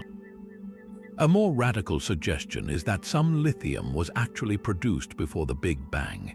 While this sounds like a contradiction, it stems from models like the cyclical universe or bouncing cosmologies. In these scenarios, a previous cosmic phase could have created heavy elements that were then mostly, but not completely annihilated or processed away. A tiny residual amount of lithium from this prehistory could have been left over, somehow making our predictions incorrect. While highly speculative, it demonstrates how a small anomaly like the lithium problem can force us to consider the most fundamental questions about the origin of our entire cosmos. The lithium problem is a beautiful example of how science progresses. A single, persistent discrepancy, a tiny crack in an otherwise flawless edifice, can be the key that unlocks a door to a deeper understanding of reality. It reminds us that the universe is still holding onto its deepest secrets, and that even the clearest snapshots from our past may contain hidden details waiting for the right tool, the right idea, or the right observer to bring them into focus. To push our understanding of the cosmos to its absolute limit, we must venture into a realm so extreme it defies direct observation and experimentation. The first second of the universe, where the energy scales were so immense they eclipse anything we can ever hope to recreate in a laboratory. This is the frontier where our current rulebook for particles and forces, the incredibly successful Standard Model, begins to show its seams and ultimately falls apart, hinting that a far deeper and more complete set of laws must be waiting to be discovered. The Standard Model is a triumph of modern physics, a framework that describes with stunning accuracy the behavior of all known fundamental particles and 3 of the 4 fundamental forces: electromagnetism, the strong nuclear force, and the weak nuclear force. It predicted the existence of the Higgs boson decades before we found it, but for all its power, it is woefully incomplete. It provides no description of gravity, the most familiar force in our daily lives. It offers no candidate for dark matter, which makes up 85% of all the matter in the universe, and it cannot explain the matter-antimatter asymmetry that allowed our universe to exist. Most critically, it completely breaks down at the energy densities that characterize the universe's first precious moments. To grasp why, imagine the universe less than a billionth of a second old. Temperatures soared beyond a trillion degrees, and energies reached levels we denote as the Planck scale, a realm where the very concepts of space and time as smooth, continuous fabrics are thought to dissolve into a seething, chaotic quantum foam. In this environment, the gravitational force between individual particles would have been as strong as the other 3 forces. This is the domain of quantum gravity, the holy grail of theoretical physics, and it is here that our current tools become utterly useless. General relativity, which masterfully describes gravity on large scales, and quantum mechanics, which governs the tiny subatomic world, become mathematically incompatible, giving nonsensical answers like infinities when their equations are combined at these energies. This glaring incompatibility is the primary reason we know new physics must exist. The first second is not just a historical curiosity, it is the only natural laboratory that has ever operated at these energies. To understand it, we are forced to invent and test theories that extend far beyond the Standard Model. One of the most celebrated and sought-after extensions is supersymmetry, often nicknamed SUSY. This elegant theory proposes that every known particle has a hidden superpartner twin. For every electron, there would be a hypothetical selectron. For every quark, a squark. These superpartners would have different spin properties, and if they exist, they would solve several major problems in one fell swoop. They could provide a perfect candidate for dark matter, unify the forces at high energy, and even explain the surprisingly small mass of the Higgs boson. The early universe, flooded with this incredible energy, would have been teeming with these superpartners, and their presence and subsequent decay would have left an indelible mark on how the cosmos evolved, potentially explaining the abundance of matter we see today. The fact that our most powerful colliders like the LHC have not yet found any direct evidence for these particles has forced a rethinking of the simplest versions of SUSY. But the core mathematical beauty of the idea continues to inspire physicists to explore more complex variations. Another breathtaking possibility is that the universe we perceive is not the full story, that it possesses more than the three spatial dimensions we experience. String theory, a leading candidate for a theory of everything, consistently requires the existence of extra-spatial dimensions, as many as 6 or 7 of them, all curled up into a space so tiny we cannot perceive them. In the first instance after the Big Bang, when the universe was unimaginably small and dense, these extra dimensions may have been unfurled and open for business. Gravity, which seems inexplicably weak compared to the other forces, could actually be strong but diluted, its influence spread out through these hidden dimensions. The moment when these dimensions compactified or curled up into their modern microscopic state would have been one of the most dramatic phase transitions in history, fundamentally altering the laws of physics and locking the forces into the strengths we measure today. Finding evidence for these dimensions is a monumental challenge, but some theories suggest that high-energy cosmic rays or precise measurements of gravity at microscopic distances could one day reveal their subtle influence. Visualizing this era is an exercise in embracing the truly alien. Picture a reality where the concepts of before and after lose their meaning, where cause and effect can be reversed, and where the vacuum of space itself boiled with temporary particles flashing in and out of existence with ferocious energy. It was a state of perfect symmetry where all forces were unified as one and all particles were massless, moving at the speed of light. This was the universe at its most simple and most extreme. Understanding this period is not merely an academic pursuit, it is the fundamental quest to answer why our universe has the properties it does. The physics that operated during that first second wrote the rules for everything that followed. It determined the strength of the forces, the masses of the particles, the very number of dimensions we live in, and ultimately, the potential for galaxies, stars, planets, and life to ever emerge. By peering back to that initial moment of ultimate energy, we are not just looking into our past, we are reading the cosmic constitution, the fundamental code from which all of reality is built.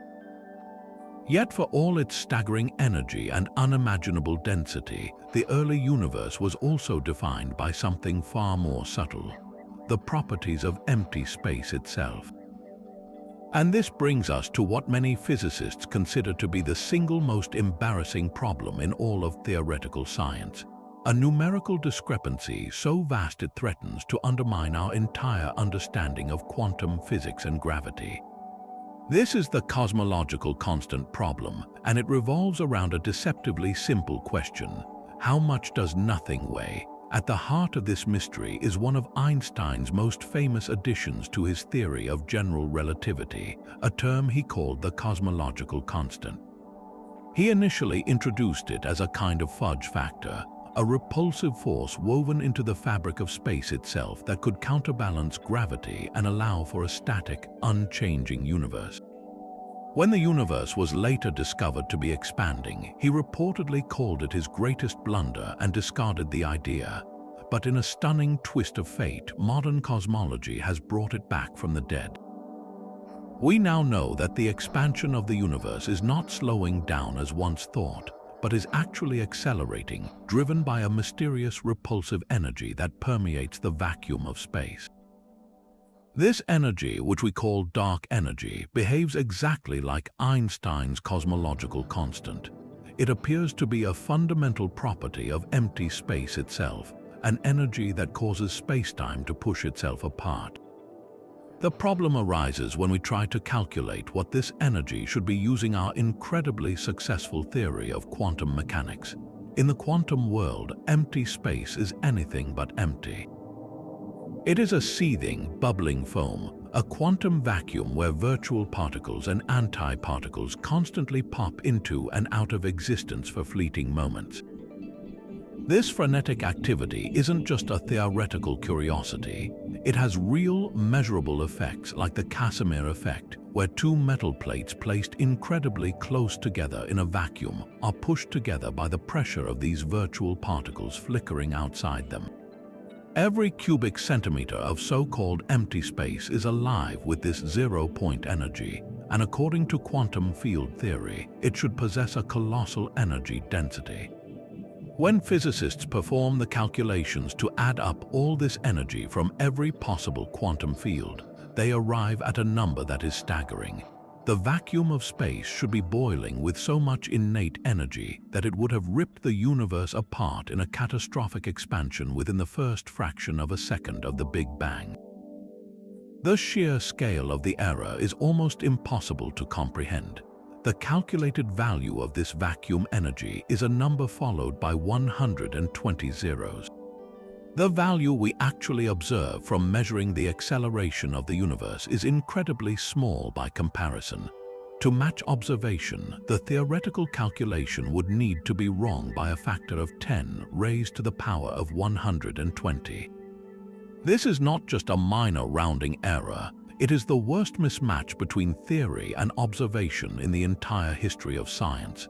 To put it in perspective, the difference between the calculated energy and the observed energy is greater than the difference in scale between a single proton and the entire observable universe.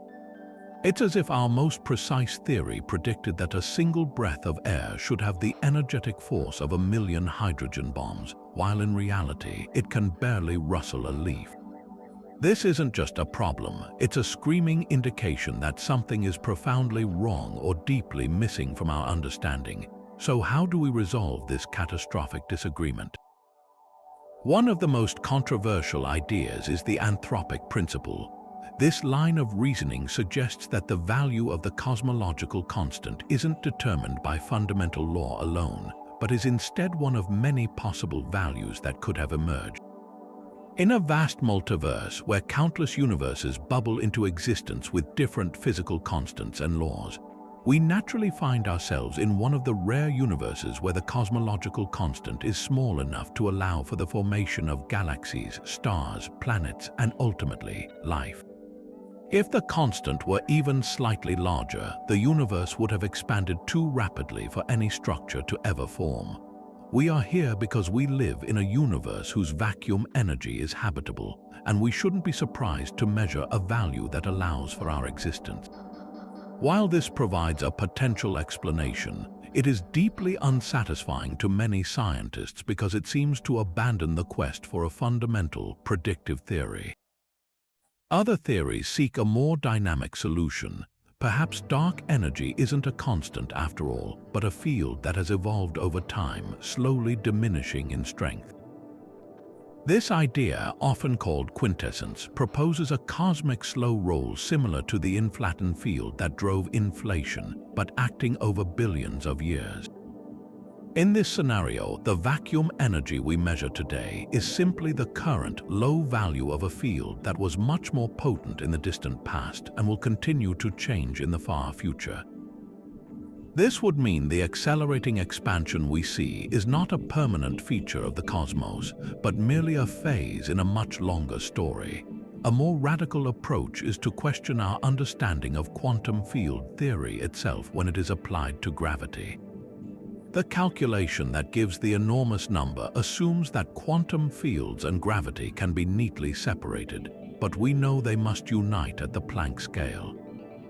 It is possible that a full theory of quantum gravity, such as string theory or loop quantum gravity, contains a hidden symmetry or a cancellation mechanism that makes the net vacuum energy exactly zero or incredibly small. Some physicists speculate that the contributions from the myriad of quantum fields might perfectly cancel each other out, but for this to happen, it would require a level of fine-tuning that seems just as miraculous as the problem itself.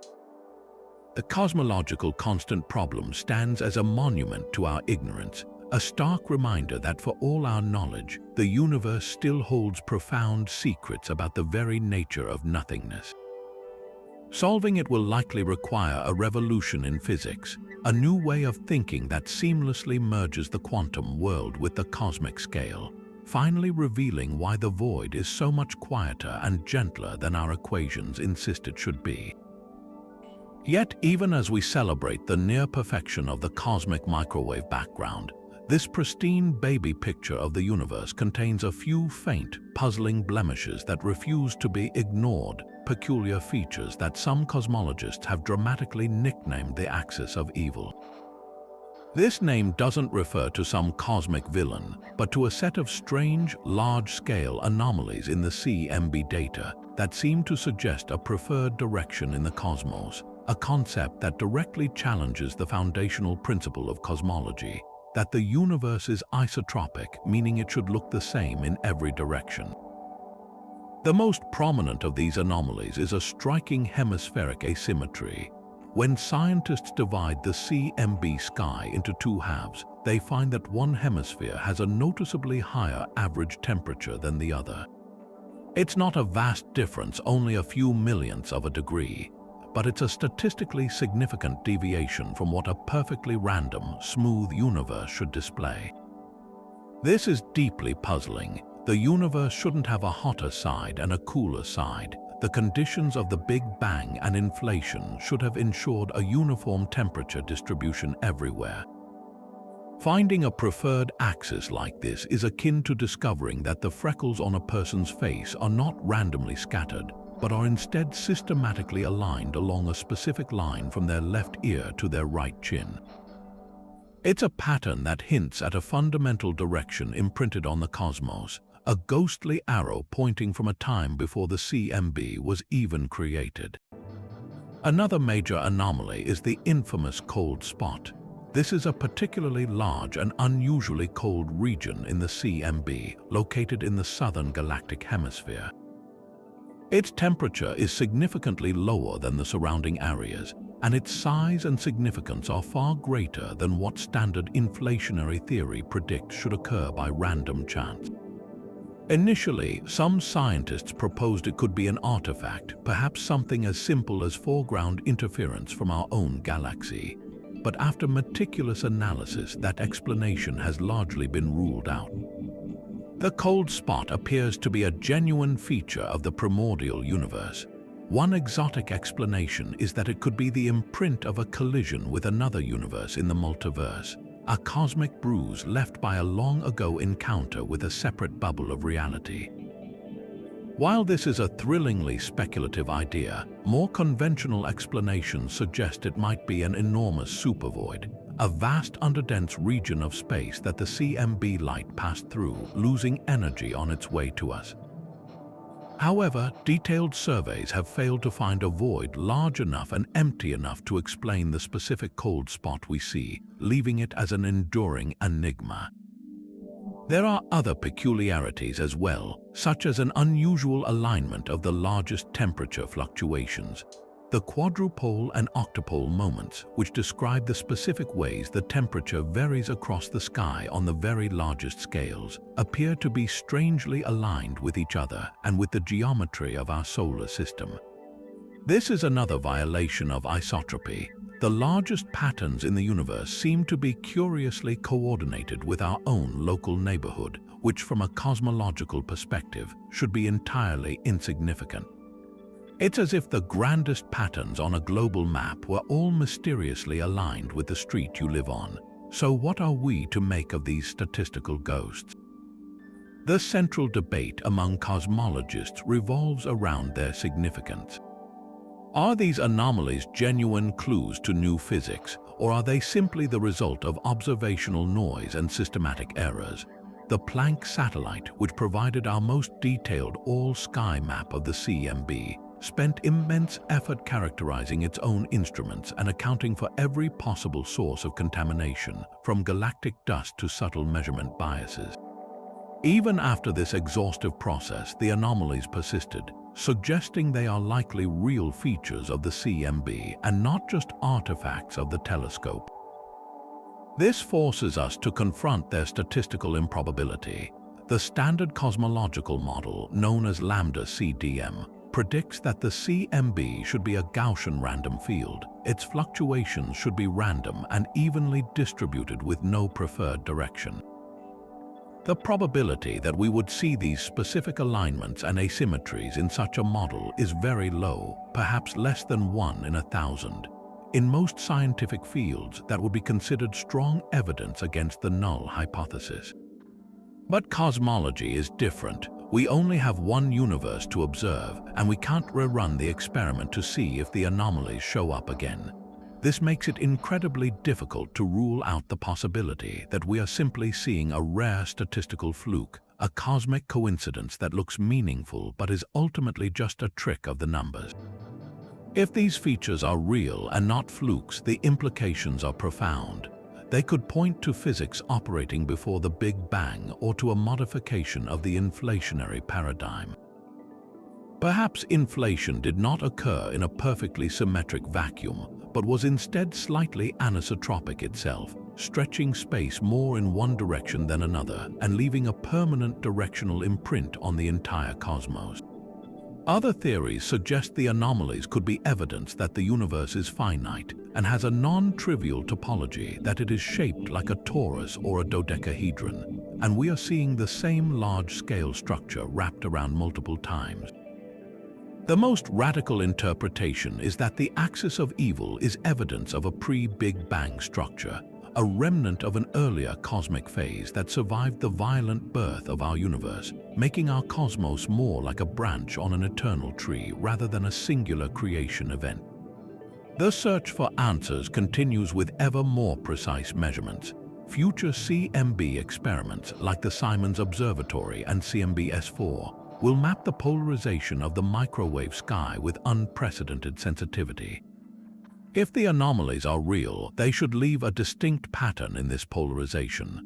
Finding that pattern would be the smoking gun, transforming these curious statistical outliers into the key evidence we need to rewrite the first chapter of our cosmic history. Until then, the axis of evil remains one of cosmology's most tantalizing and controversial puzzles, a set of faint whispers from the dawn of time that we are only just beginning to hear. But as we contemplate these faint whispers from the very beginning, our journey into the early universe forces us to confront one of the most mind-bending puzzles in all of theoretical physics, a paradox that strikes at the very heart of our understanding of reality. This is the black hole information paradox, and it asks a seemingly simple question with profound implications. What happens to information that falls into a black hole? To understand why this is such a devastating problem, we need to consider two of the most successful pillars of modern physics, which find themselves in direct conflict. The first is quantum mechanics, the rulebook for the subatomic world. One of its most sacred, non-negotiable principles is unitarity. This means that information, the detailed description of the state of every particle, can never be truly destroyed. It can be scrambled, spread out, and hidden in incredibly complex ways, but it is always, in principle, recoverable. Think of it like burning a book. The pages turn to ash and smoke, and the information seems lost. But if you could somehow collect every single atom of ash and smoke, track the exact energy and light released, and reverse the entire process with perfect precision, you could theoretically reconstruct the original book. The information was never truly gone, it was just transformed. The second pillar is general relativity, which describes gravity and the behavior of black holes. According to Einstein's theory, a black hole is defined by its event horizon, a point of no return. Once anything, matter, light, or information crosses this boundary, it is irretrievably lost to the outside universe. The black hole itself famously has no hair. This poetic phrase means a black hole can be completely described by just three properties: its mass, its electric charge, and its spin. It doesn't matter if you throw a perfect diamond, a pile of feathers, or a hard drive containing every secret of the universe into a black hole. From the outside, the only change is that the black hole gets slightly more massive. All the intricate information about what made those objects unique is seemingly erased, scrubbed clean from existence. For decades, physicists assumed these two ideas could coexist, albeit uncomfortably. The information was still inside the black hole, they reasoned, just permanently locked away from us. But then Stephen Hawking made a revolutionary discovery. He realized that due to quantum effects occurring right at the edge of the event horizon, black holes aren't actually completely black. They slowly emit a faint glow of radiation, now known as Hawking radiation. This radiation causes the black hole to gradually lose mass and, over astronomical timescales, completely evaporate. This is where the paradox sharpens to a point. Hawking's calculations showed that this radiation is purely thermal. It is random noise like the static from a hot stove. It contains no information whatsoever about what fell into the black hole. So, when the black hole finally vanishes in a last puff of radiation, what happens to the information that was locked inside? If it's not in the radiation and the black hole is gone, it seems the information has been truly, fundamentally destroyed, violating the core tenet of quantum mechanics. It's as if you burned that book, but this time the ash and smoke themselves vanished into nothingness, leaving no trace whatsoever of the original text. This paradox becomes even more intense when we consider the role of black holes in the early universe. Primordial black holes, if they existed, would have been some of the first macroscopic objects to form. They would have been actively consuming the dense, hot plasma of the infant cosmos and evaporating through Hawking radiation much more quickly than their modern stellar mass cousins. This means the early universe could have been a chaotic factory of information creation and destruction, with countless tiny black holes blinking in and out of existence, potentially scrambling the quantum information of the primordial fireball in ways we can barely comprehend. Understanding their quantum evolution is therefore not an abstract exercise. It is key to understanding the initial conditions of everything that followed. For years, Hawking himself believed information was indeed lost, a stance that led to famous bets with other physicists like John Preskill. The scientific community was deeply troubled by this, as it suggested a fundamental incompleteness in our laws of physics. The search for a resolution has spawned some of the most creative and bizarre ideas in theoretical physics. One of the most prominent is the holographic principle. This mind-bending concept suggests that all the information that falls into a black hole is not lost inside its volume, but is instead encoded on its two-dimensional event horizon, much like a hologram where a three-dimensional image is stored on a flat, two-dimensional surface. The information remains preserved on this surface and is then slowly and chaotically emitted back out in the Hawking radiation as the black hole evaporates. To an outside observer, the information was never truly lost. It was just incredibly scrambled and difficult to decode. This idea, however, led to another shocking paradox: the firewall. If information is being emitted from the horizon, it implies that the horizon is not the smooth, empty space predicted by general relativity, but a seething, energetic wall of high-energy particles that would instantly incinerate anything crossing it. This directly contradicts Einstein's principle of equivalence, which states that an astronaut falling into a black hole should experience nothing unusual at the event horizon. So we are left with a brutal choice. Either information is lost, violating quantum mechanics, or the event horizon is a deadly firewall, violating general relativity. Both options are deeply unsettling. Recent developments have added fascinating new twists. The study of quantum entanglement and its relation to the geometry of spacetime, a connection known as ER equals EPR, suggests that the interior of a black hole might be subtly connected to the outgoing radiation via quantum wormholes, providing a pathway for information to escape. Furthermore, the precise calculations for how information might be encoded and released have become a major focus, with some physicists arguing that the process is so complex that it would take a time longer than the age of the universe to decode the information from the Hawking radiation of a single black hole. Visualizing this is a challenge. Imagine a library of infinite knowledge being swallowed by a void. From our perspective, the books vanish, but according to the holographic principle, their text is immediately etched onto the surface of the void in a vastly compressed and scrambled code. As the void slowly shrinks and glows, that code is radiated away character by character. To anyone who doesn't possess the ultimate decryption key, it just looks like random noise. But in principle, the entire library is still there, hidden in plain sight within the static. The information paradox forces us to question the very nature of reality, asking whether what we perceive as the fundamental laws are truly complete, or if we are merely scratching the surface of a far deeper, more interconnected cosmic truth. But for all the profound questions that black holes pose about the fate of information, there is a cosmological concept that asks an even more fundamental question about our reality's origin. Was our universe alone?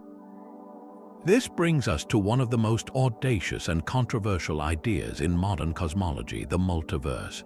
The suggestion that our entire cosmos, with its hundreds of billions of galaxies, might be just one single bubble in a vast, frothing ocean of universes, each with its own unique set of physical laws. This isn't just wild speculation. It emerges as a seemingly natural, though debated, consequence of the theory of eternal inflation. We discussed how a brief period of hyper-rapid expansion can solve the horizon and flatness problems for our observable universe. Eternal inflation takes this idea and runs with it into the truly infinite. The theory proposes that the process of inflation, once started, never truly stops. The inflatoned field, the energy driver of this expansion, doesn't decay everywhere at once. Instead, think of it like a pot of water coming to a boil. Most of the water is violently bubbling, but here and there, a small pocket of calm forms. In the context of inflation, the boiling water is the eternally inflating background, a state of space that is expanding at an exponential rate. The pockets of calm are regions where the inflatoned field's energy finally drops, its potential energy converting into the hot, dense soup of particles that becomes a universe like our own. Each of these regions undergoes its own Big Bang, but they are completely causally disconnected from one another, isolated islands of reality within an ever-widening sea of inflating space.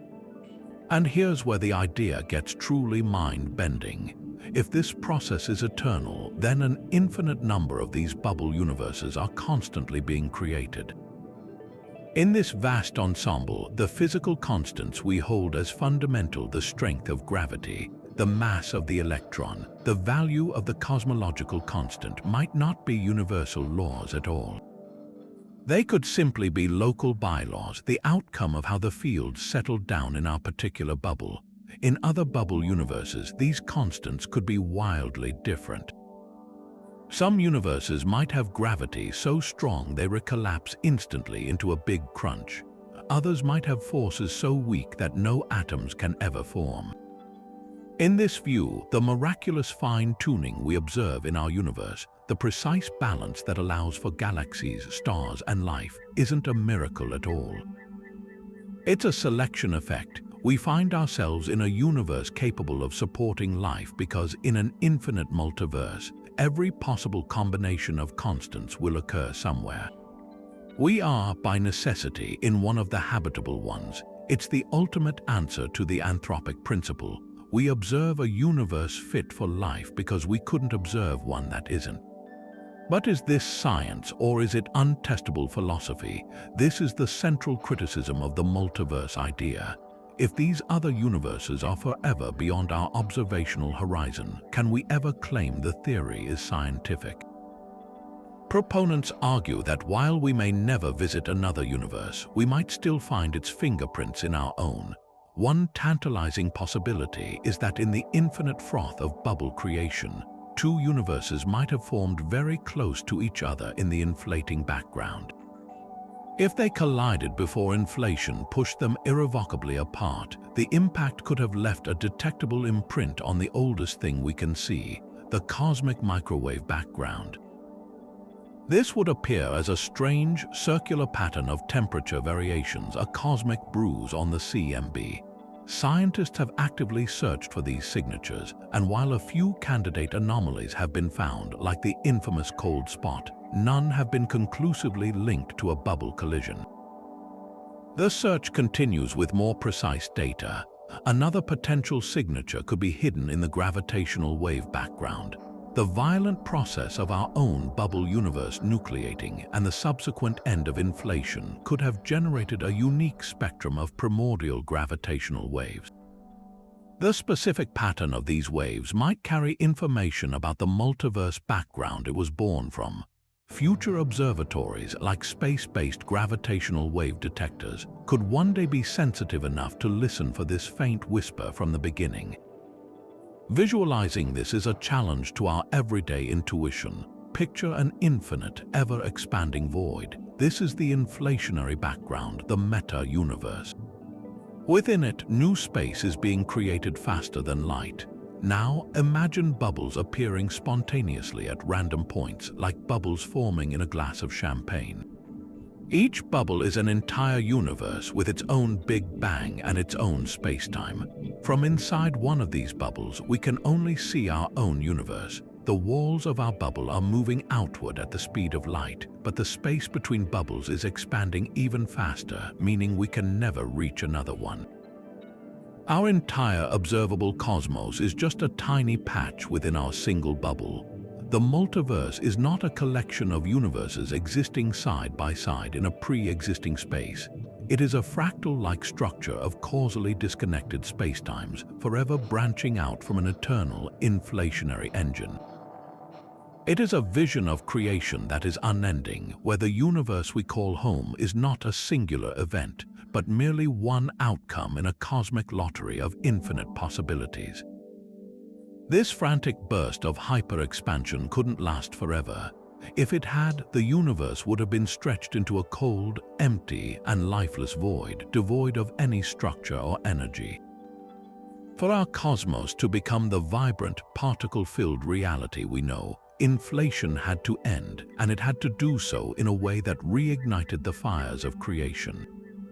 This dramatic finale, known as reheating, is one of the most crucial yet least understood chapters in the entire cosmic story. It was the moment the universe woke up from its exponential slumber, transforming the silent, cold energy of the inflattened field into the seething hot plasma of the traditional Big Bang. To visualize this, think of the inflattened field not as a static entity, but like a ball resting at the top of a very steep hill. This high-energy position is what fueled the repulsive gravity and drove the incredible expansion of space. For that tiny fraction of a second, the ball was perfectly balanced, but such a state is inherently unstable. According to quantum theory, it was inevitable that the field would eventually roll down the potential hill, losing its energy as it went. But what happened next is the true mystery. The most straightforward idea is that the field simply oscillated, like a ball rolling down into a valley and then rocking back and forth around the bottom. With each oscillation, it would have decayed, transferring its immense energy out of the field itself and into the creation of new particles. This process, however, is far more complex than it sounds. The inflattened field wasn't just connected to empty space. it was coupled to every other quantum field that would eventually become the matter and forces of our universe. As it began its chaotic oscillations at the end of inflation, it effectively acted like a massive cosmic bell, ringing violently and sending powerful vibrations through the fabric of reality. These vibrations weren't sound waves, they were intense bursts of energy that spontaneously coalesced into massive, unstable particles. These particles, in turn, would have immediately decayed into the quarks, leptons, and force carriers that populated the nascent universe.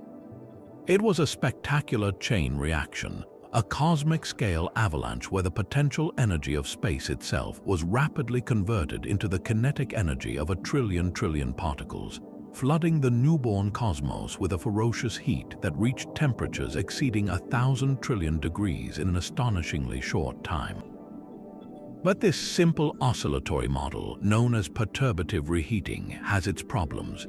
The process might have been too slow and inefficient, potentially leaving behind awkward remnants like disruptive magnetic monopoles or other bizarre relics. This has led physicists to explore more violent and exotic mechanisms. One compelling alternative is parametric resonance, often colorfully described as preheating. In this scenario, the transfer of energy wasn't a gentle trickle but a sudden, explosive instability.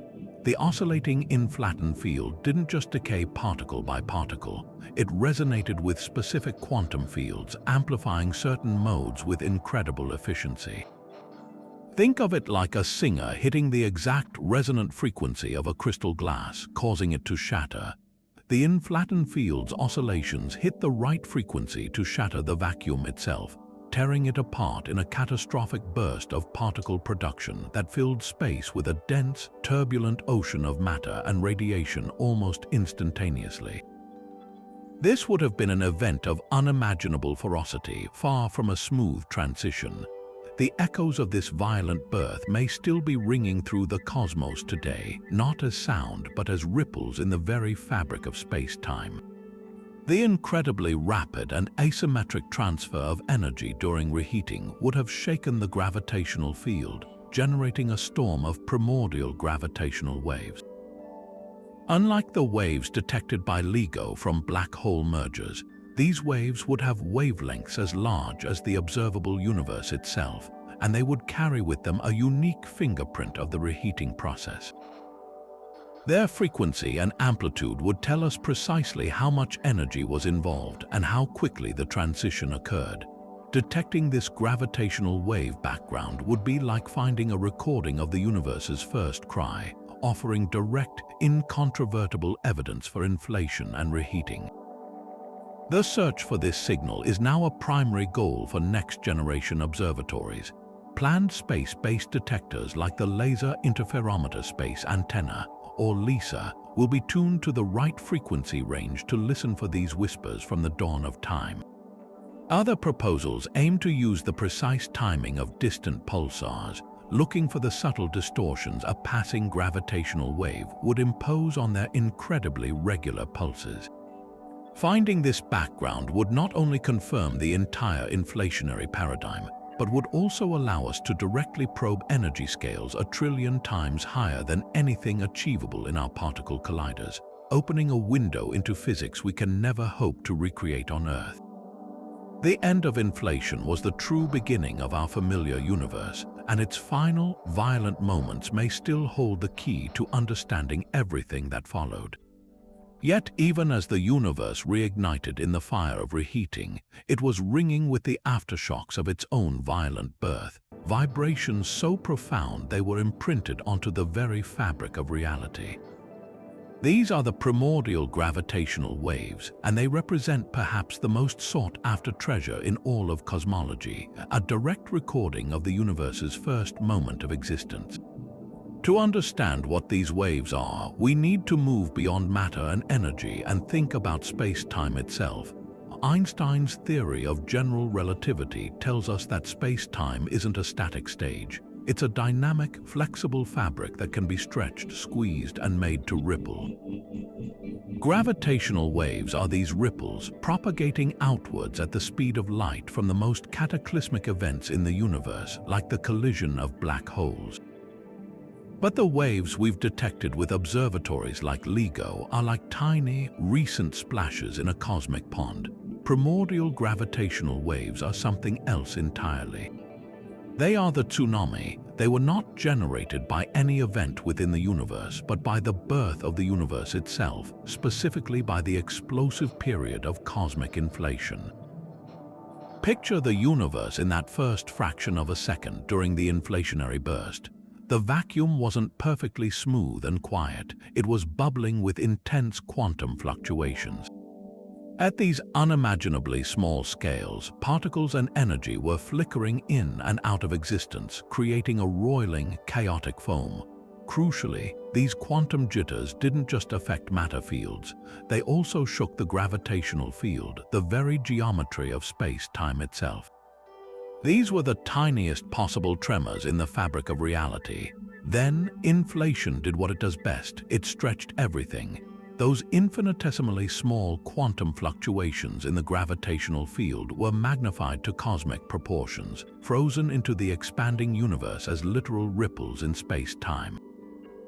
These are the primordial gravitational waves, a fossil relic that has been traveling through the cosmos for nearly 14 billion years, carrying with them an unaltered snapshot of the universe when it was less than a trillionth of a second old.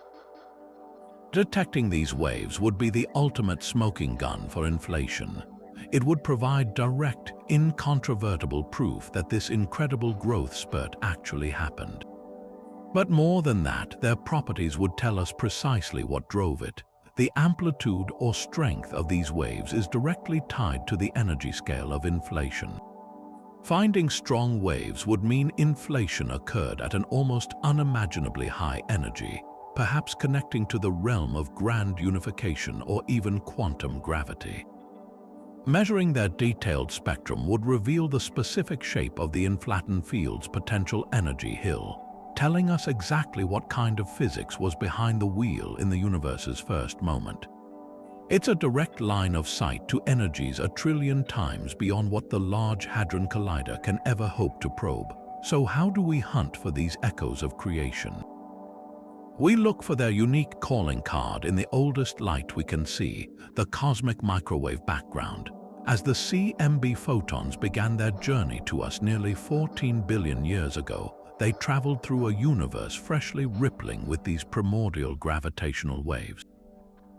The waves, which are literally compressions and expansions of space itself, would have subtly affected the light's journey.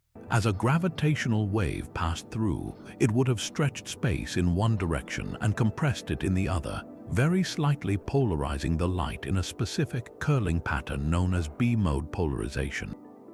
This specific pattern is the holy grail of observational cosmology. It's a unique signature that, for the most part, cannot be created by any other known process, like intervening dust or the density fluctuations of ordinary matter. Finding this distinct swirl in the polarization of the CMB would be like finding the fossilized footprint of inflation itself. The search for these B-modes has been one of the most dramatic and challenging quests in modern science. Ground-based telescopes like BICEP and Keck at the South Pole and others in the Chilean Atacama Desert stare at patches of the cleanest sky for years, building up exquisitely sensitive maps of the CMB's polarization. Their story is a cautionary tale of both ambition and the rigorous nature of science. In 2014, the BICEP-2 collaboration announced a thrilling detection of B-modes, a discovery that seemed to point directly to primordial gravitational waves. However, further joint analysis with the Planck satellite data revealed that the signal was almost entirely due to polarizing dust within our own galaxy, a sobering reminder of the immense difficulty of this measurement. The challenge is immense, the signal is incredibly faint, and our galaxy is full of dusty, magnetic clouds that can produce a similar-looking polarization pattern, creating a foreground fog that is extremely difficult to disentangle from the pristine cosmic signal. This has not deterred scientists, it has only refined their methods. Next-generation ground observatories like the Simons Observatory and the ambitious SIMBI-S4 project are being built with far greater sensitivity and the ability to map the sky at multiple frequencies. This multi-frequency approach is key because galactic dust emits light differently than the CMB, allowing us to create a detailed foreground map and subtract it away, leaving behind the true cosmic signal. The ultimate ambition, however, lies in space. To truly escape the interference of Earth's atmosphere and our galaxy, we need to go into the void. Several proposed space missions are designed with this single goal in mind.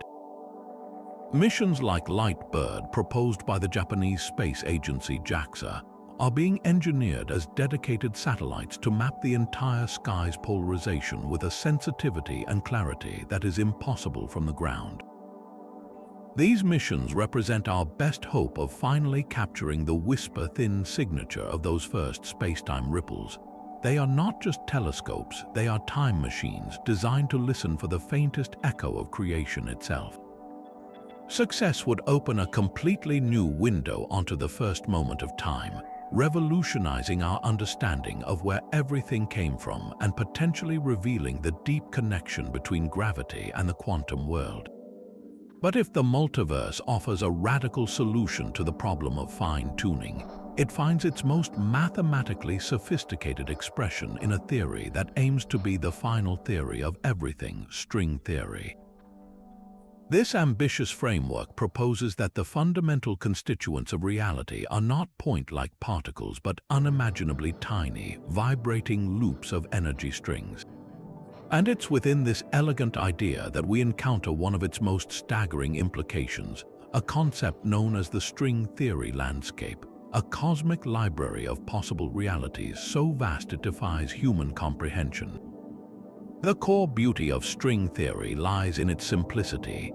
Just as different vibrational patterns on a guitar string produce different musical notes, the theory suggests that the different ways these fundamental strings vibrate and resonate manifest as the different particles and forces we observe. One vibration pattern might correspond to an electron, another to a quark, another to a photon. In this view, the entire universe is a cosmic symphony, with every interaction simply a harmony of these vibrating strings. To make the mathematics of these vibrations consistent, however, string theory requires something our everyday experience cannot perceive: extra-spatial dimensions. Not just one or two, but 6 or 7 of them, all curled up into a space so infinitesimally small that they are hidden from our view. And this is where the story takes a fascinating and controversial turn. The way these extra dimensions are folded and compactified is not unique. There isn't just one way to curl them up, there are an astronomical number of possibilities. Each specific configuration, each unique geometric shape for these hidden dimensions, determines the effective laws of physics in the 4-dimensional universe we perceive. The shape of this hidden space influences the vibrational patterns of the strings, which in turn sets the values of nature's constants, the strength of gravity, the mass of the electron, the charge of the proton, and the value of the cosmological constant. Change the geometry of these curled-up dimensions, and you change the very laws of physics themselves. When physicists began to calculate just how many possible stable configurations there were for these extra dimensions, the number they arrived was beyond staggering. It is estimated to be around 10 to the power of 500. That is a 1 followed by 500 zeros. To say this number is vast is a catastrophic understatement. It is greater than the number of atoms in the observable universe. It is a number so large that if every atom in our universe represented another entire universe, you still wouldn't even come close to that count. This is the string theory landscape, a theoretical terrain of 10 to the 500 possible vacuum states, each representing a universe with a unique, self-consistent set of physical laws. This colossal landscape provides a potential and deeply controversial explanation for the life-friendly fine-tuning of our cosmos. In a landscape of 10 to the 500 possibilities, universes with wildly different constants aren't just possible, they are inevitable.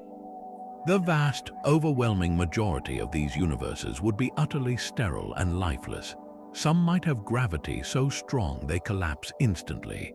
Others might have forces too weak to ever form atoms. But with 10 to the 500 lottery tickets, it becomes almost statistically unavoidable that a tiny, tiny fraction of universes will, by pure chance, have the precise combination of constants necessary for complexity and life to emerge. We shouldn't be surprised to find ourselves in one of these rare, hospitable corners of the landscape. Our universe isn't fine-tuned, it's just the one we won. Visualizing this landscape is a challenge for the imagination. Picture not a physical place, but a cosmic energy map, a vast, multidimensional terrain of hills and valleys.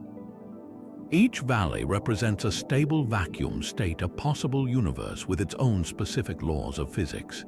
The depth of the valley represents the energy of that vacuum. Our universe sits in a valley with a very shallow positive energy, which we call dark energy. The process of inflation, in this view, can be thought of as a ball randomly rolling across this immense landscape, eventually falling into one of these valleys and settling down, its position determining the physics of that bubble universe. Eternal inflation suggests the ball is always rolling, creating new bubble universes in different valleys forever. Yet, for all its mathematical grandeur, the landscape idea faces a profound scientific challenge: testability. If these other universes are forever beyond our observational horizon, and the number of possibilities is so incomprehensibly large that any observation we make could be explained by some configuration within it, does the theory make any concrete predictions we can actually check? Critics argue that it risks becoming a theory of anything, and therefore a theory of nothing, as it can be adjusted to fit any possible observation. Proponents counter that the landscape might still leave faint, observable fingerprints. The specific pattern of inflation in our pocket might be encoded in the gravitational wave background or in subtle details of the cosmic microwave background. Furthermore, discovering supersymmetry at the right energy scale or evidence for extra dimensions would provide strong circumstantial support for the underlying framework. The search is not for a specific universe in the landscape, but for evidence of the foundational principles that give rise to the landscape in the first place. It represents a dramatic shift in the goal of fundamental physics, from predicting a single unique universe to understanding a vast multiverse of possibilities and our place within it. But if the entire cosmic symphony began as a quantum whisper, we are forced to confront one of the deepest and most perplexing questions in all of physics. How did those ethereal possibilities become our concrete reality? This is the essence of the quantum measurement problem, a mystery that asks when and how the fuzzy, probabilistic world of the quantum gives way to the definite, objective universe we perceive. In the context of the early cosmos, this isn't an abstract philosophical puzzle. It's a practical and urgent question about our own origin story. We must first appreciate the bizarre nature of the quantum realm. At its heart, a quantum system isn't described by definite properties like a specific position or velocity. Instead, it exists in a superposition of all possible states, a blend of potentialities known as a wave function. An electron isn't here or there, it is smeared out in a cloud of probability with a chance of being found at any point within that cloud. This wave function evolves smoothly and predictably according to the Schrödinger equation, a fundamental law of quantum mechanics. The profound weirdness arises when we try to measure this system. Upon observation, this smooth wave function seems to violently and randomly collapse, picking out a single, definite outcome from the myriad of possibilities. The electron is suddenly, inexplicably, here and not there. The rules of this collapse are not described by the Schrödinger equation itself, and this is the central conundrum. What exactly constitutes a measurement, and how does it happen? This problem is magnified to a cosmic scale when we consider the seeds of all structure. Those primordial density fluctuations, the quantum jitters magnified by inflation, were fundamentally quantum mechanical in nature. They began as superpositions, not just slightly denser or less dense, but both at the same time, a fuzzy patch of potential density. For the universe to evolve into the galaxy-filled cosmos we see today, those fluctuations had to somehow transition from being probabilistic quantum possibilities into definite classical realities. They had to choose a specific value, but who or what was there to observe the entire universe and collapse its wave function at the beginning of time? This is where the various interpretations of quantum mechanics offer radically different and often mind-bending answers. The most traditional view is the Copenhagen interpretation, championed by Niels Bohr and Werner Heisenberg. In this framework, a measurement requires a classical observer, a macroscopic apparatus that is itself not described by quantum mechanics. The act of observation forces the wave function to collapse. But applying this to the early universe creates an impossible paradox. There were no classical objects, no measuring devices, and certainly no human observers before the first structures formed. The universe was entirely quantum, so how could it ever become classical? Critics argue that this interpretation simply cannot account for the origin of reality itself, as it presupposes the very classical world it seeks to explain. An alternative and increasingly popular view is the many worlds interpretation. Proposed by Hugh Everett Roman III, this interpretation does away with the collapse of the wave function entirely. It suggests that every possible outcome of a quantum event actually occurs, but each outcome plays out in its own separate, non-communicating branch of reality.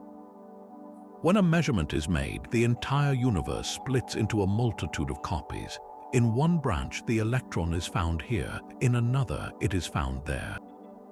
From the perspective of an observer within one branch, it appears as if a single, random outcome has been selected, but the entire multiverse contains all possibilities. Applied to cosmology, this is a breathtaking idea. The quantum fluctuations imprinted by inflation did not collapse. Instead, the universe split into an unimaginable number of branches, each with a slightly different pattern of density variations. In one branch, the fluctuation that became the Milky Way was slightly stronger. In another, it was slightly weaker. Our entire observable universe, with its specific distribution of galaxies, is just one thread in an infinite tapestry of parallel realities, each with its own unique cosmic history. A third compelling idea is known as decoherence. This isn't an interpretation itself, but a process that explains why the quantum world appears classical to us. Decoherence describes how a quantum system loses its coherence, its ability to exhibit wave-like interference, by interacting with its environment. Even a single particle is never truly isolated. It is constantly bumping into other particles, being jostled by photons and interacting with fields. Each interaction entangles the system with its environment, effectively spreading the quantum information out so widely that it becomes irretrievably lost for all practical purposes. The superposition is still technically there in the universal wave function, but it becomes impossible to detect from within any local perspective. The system behaves as if it has collapsed into a definite state. For the early universe, this provides a plausible, observer-free mechanism. The incredibly dense and hot environment of the primordial plasma immediately caused the inflationary fluctuations to decohere. They interacted with the intense sea of particles and radiation, becoming effectively classical almost instantaneously after they were stretched by inflation. Their quantum weirdness was scrambled by the environment, locking in a specific, seemingly random value that then served as the classical seed for gravitational collapse. So what does this tell us about the nature of reality and measurement? The cosmological perspective suggests that the classical world emerges not from a conscious observer, but from the natural process of a quantum system interacting with a complex environment. The transition from possibility to reality might not be a sudden, mysterious event, but a gradual and inevitable process of quantum information leaking out into the universe. The act of measurement, then, is not a special physical process, but simply a particular type of interaction that leads to decoherence. This shifts the question from what causes collapse to what defines a system and its environment. Visualizing this is key to understanding. Picture the quantum wave function of a primordial fluctuation not as a single sharp line, but as a fuzzy, vibrating cloud of probability. Immediately after inflation, this cloud is coherent, its wave-like nature is intact. Now, imagine it being plunged into the chaotic, energetic bath of the early universe. Trillions of particles and photons constantly pelt this probability cloud, each interaction taking a little piece of its quantum information and carrying it away.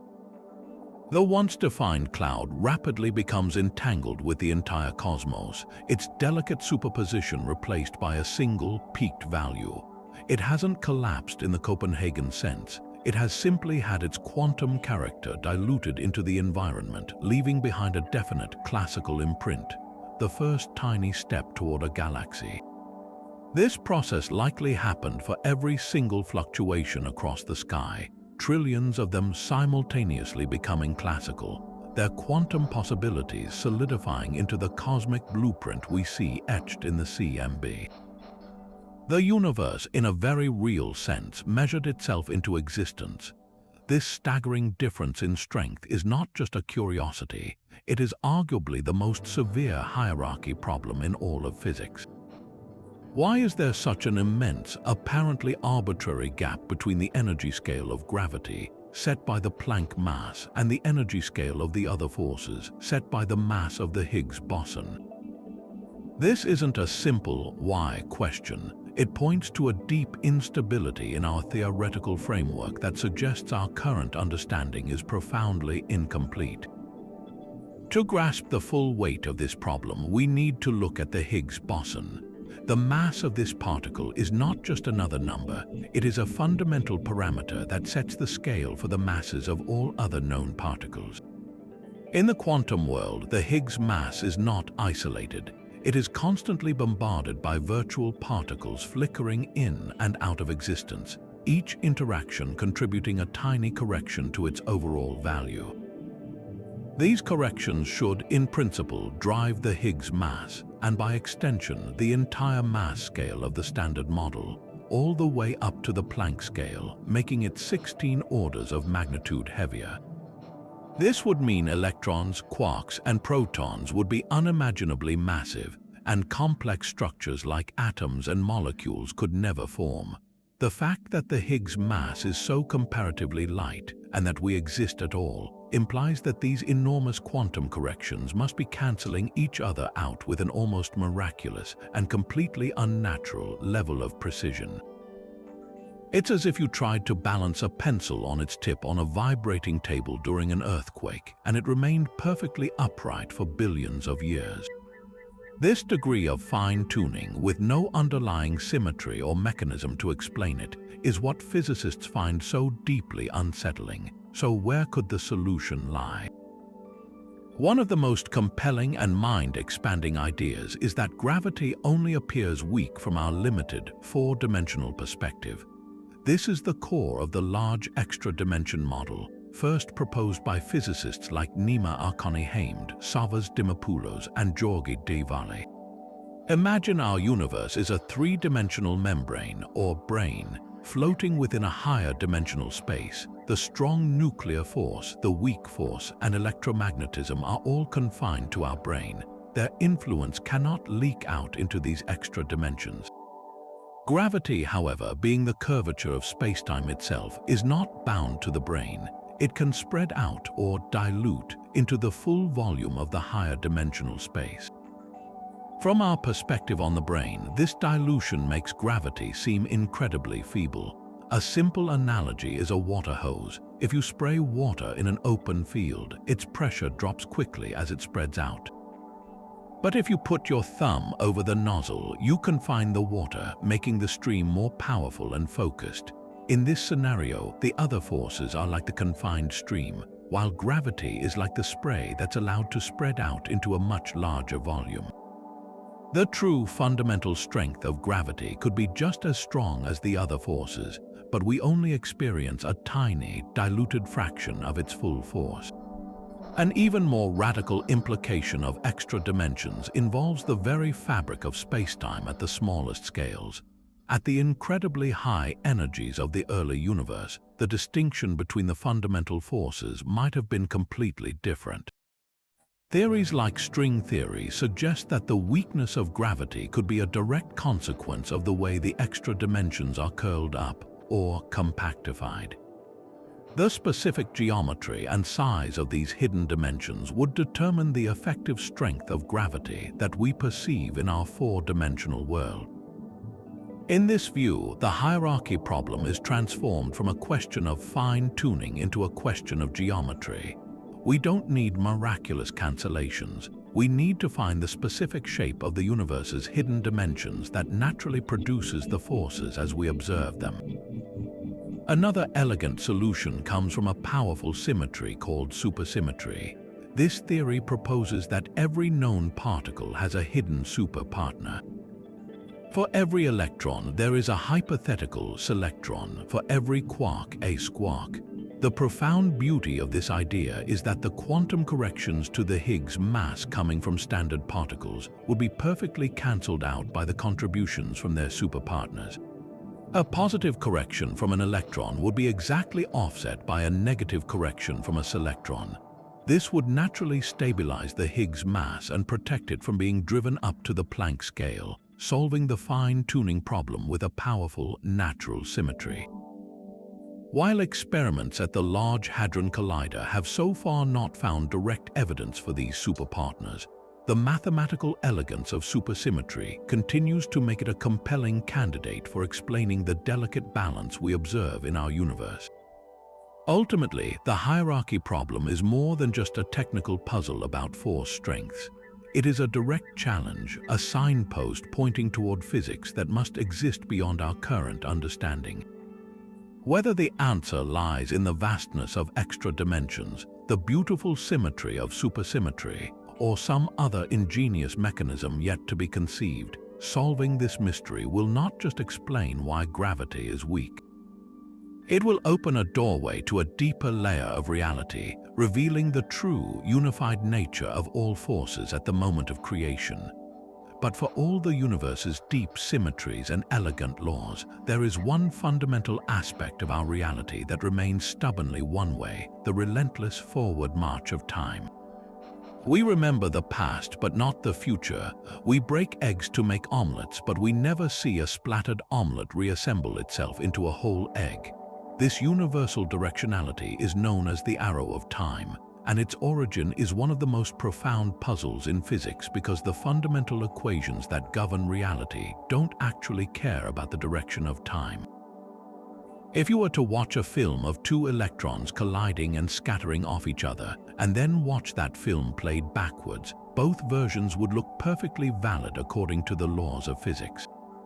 The equations of quantum mechanics and general relativity are time-symmetric. So if the microscopic rules work the same forwards and backwards, where does our overwhelming macroscopic experience of a one-way timeline come from? The answer appears to be written not in the laws of motion, but in the concept of disorder. This brings us to entropy, which is essentially a measure of the disorder or randomness in a system. The second law of thermodynamics states that the total entropy of an isolated system always increases over time. It's the reason your tidy room will naturally become messy if you don't exert effort to clean it, but a messy room will never spontaneously tidy itself. This ever-increasing entropy gives us a powerful arrow of time. We can define the past as the state of lower entropy and the future as the state of higher entropy. But this just pushes the mystery further back. Why was the entropy of the universe so incredibly low in the past? the universe we see today with its galaxies and stars is actually in a state of very high entropy compared to its beginnings. To have an arrow of time that points for billions of years, the universe must have started in a state of almost impossibly low entropy. The initial conditions of the Big Bang were exquisitely ordered, a carefully arranged setup that has been unraveling and becoming more disordered ever since. This is the true root of time's arrow. We can only remember the past because the past had a lower entropy, and the information about that ordered state is imprinted into the structure of our brains and the world around us. The future is unknown because it is a state of higher disorder with more possible configurations. This leads to a breathtakingly deep question: what created those special initial conditions? Why did the universe begin in such a finely tuned, low-entropy state? Some physicists, like Sean Carroll, suggest that the answer might lie in the cosmos's eventual fate.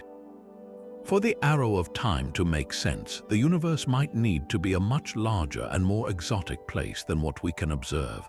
One compelling idea is that our Big Bang was not a unique beginning from nothing, but a fluctuation from a wider, eternal state. Imagine a pre-existing, timeless quantum realm that occasionally fluctuates into a universe like our own. Most of these fluctuations would be tiny and short-lived, but by sheer chance, a rare and enormous fluctuation could create a vast, low-entropy pocket like our observable universe. This pocket would then evolve according to the second law, its entropy increasing as we observe, creating the arrow of time we experience. In this view, time didn't emerge from absolute nothingness, but from a transition within a broader, more complex reality where the concepts of before and after may not even apply in the same way.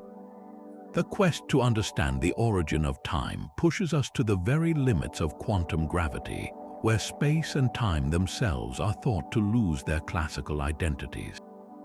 In approaches like loop quantum gravity, spacetime is not a smooth continuum but a network of discrete, woven loops.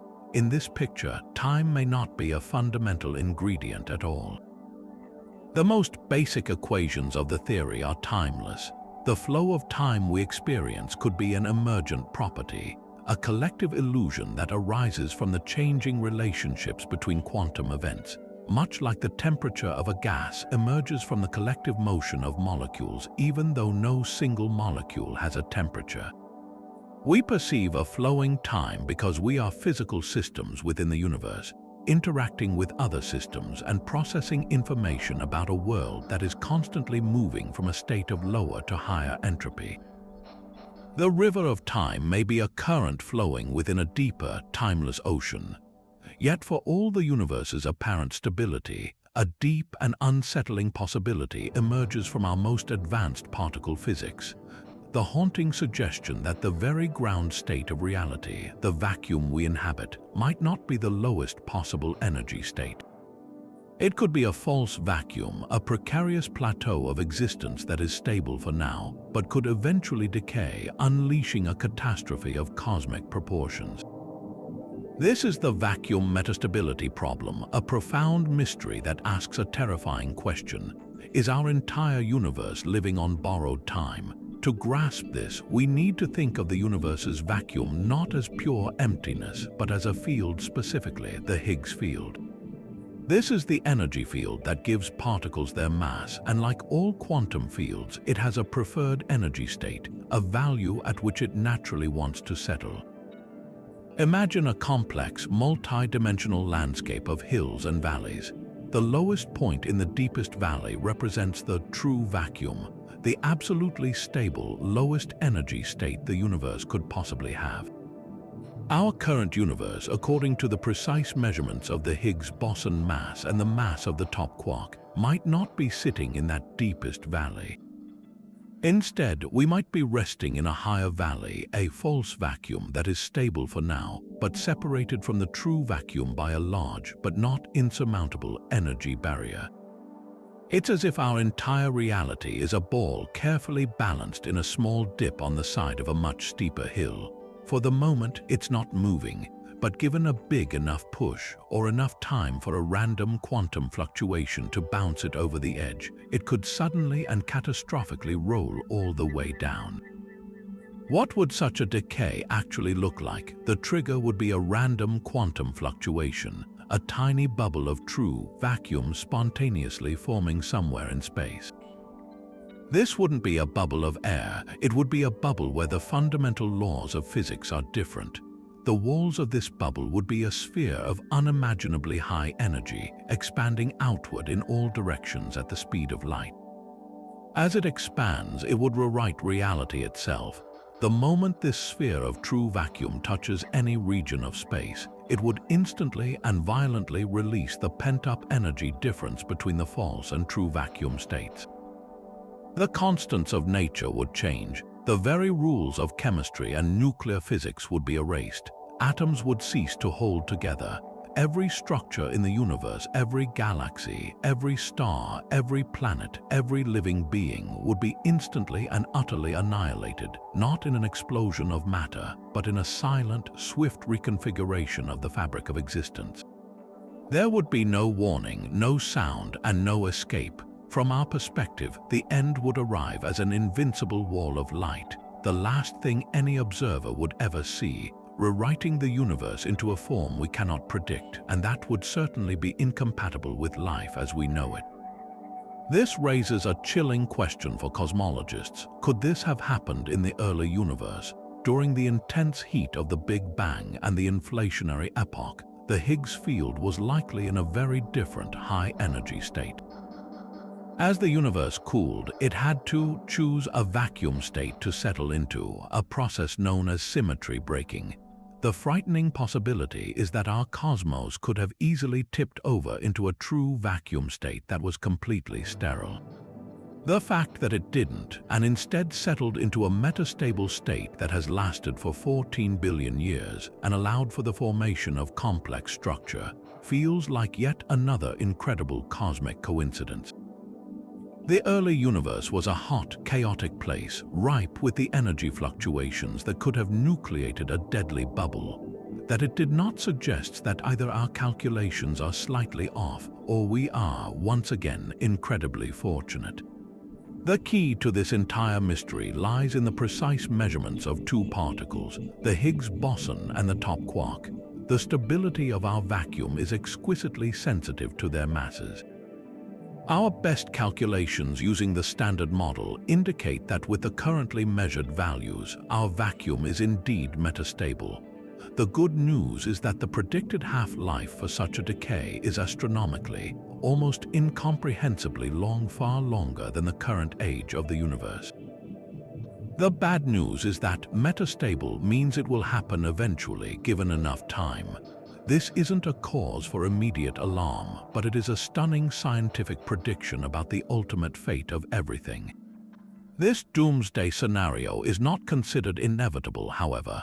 Many physicists believe that new physics beyond the Standard Model, perhaps supersymmetry or other theories, will naturally stabilize the vacuum, placing us safely in the true vacuum's deepest valley and removing the existential threat. The search for this new physics is in part a quest to prove that our universe is not fundamentally fragile. The vacuum metastability problem is ultimately a profound reminder of our deep connection to the most fundamental layers of reality. It tells us that the existence of galaxies, stars, and life may depend not just on the laws of physics, but on the specific, precarious energy value of the empty space between them. And just when we think we have a handle on the universe's expansion history, a stubborn and growing discrepancy emerges from our most precise measurements, threatening to unravel our entire cosmological model. This is the Hubble tension, a modern mystery that pits our view of the early universe directly against our observations of the late universe, and it suggests we might be missing a crucial piece of the cosmic puzzle. The story begins with two fundamentally different ways of measuring how fast the universe is expanding, a rate quantified by the Hubble constant. The first method is to look into the deep past, using the cosmic microwave background as our ultimate time capsule. The Planck satellite mapped the faint temperature fluctuations in this afterglow with exquisite detail. By applying our well-tested model of the universe, known as lambda cold dark matter, to this pristine snapshot from 380,000 years after the Big Bang, we can extrapolate forward 14 billion years to predict what the expansion rate should be right now. This is a top-down approach, starting with the infant universe and running the equations of cosmology forward in time. The answer it gives is remarkably precise, approximately 67.4 kilometers per second per megaparsec. This means that for every megaparsec, which is about 3.26 million light-years, a galaxy is moving away from us 67.4 kilometers per second faster. The second method is to build a cosmic distance ladder in the local, modern universe. Astronomers use incredibly reliable objects like Cepheid variable stars and Type 1a supernovas as standard candles. These are objects whose intrinsic brightness we know very well. By measuring how bright they appear to us, we can calculate their exact distance. We then measure the redshift of their host galaxies to see how fast they are receding from us. By comparing the distance to the recession velocity for many galaxies, we can measure the Hubble constant directly. This is a bottom-up approach, taking a measurement of the current expansion. Teams like the one led by Nobel laureate Adam Rees using the Hubble Space Telescope and others using gravitational lensing have refined this technique to an incredible degree of precision. And their answer is consistently and significantly higher, around 73.0 kilometers per second per megaparsec. Now, a difference of about 5.6 kilometers per second might not sound like much, but the precision of these measurements is so high that the chance this is a simple statistical fluke is less than 1 in a million. This isn't a minor quibble, it's a glaring contradiction. It's as if you used a blueprint to predict the exact height of a fully grown tree, and then went out with a tape measure and found the tree was noticeably taller than your prediction. One of our most fundamental assumptions about the universe must be wrong. So what could be causing this rift between the ancient and modern cosmic clocks? Cosmologists are exploring several thrilling and some more mundane possibilities. The most exciting prospect is that this tension is a sign of new physics. Perhaps our standard model of cosmology, lambda CDM, is incomplete. One compelling idea is early dark energy. This proposes that a new, additional form of dark energy was active in the first few 100,000 years after the Big Bang.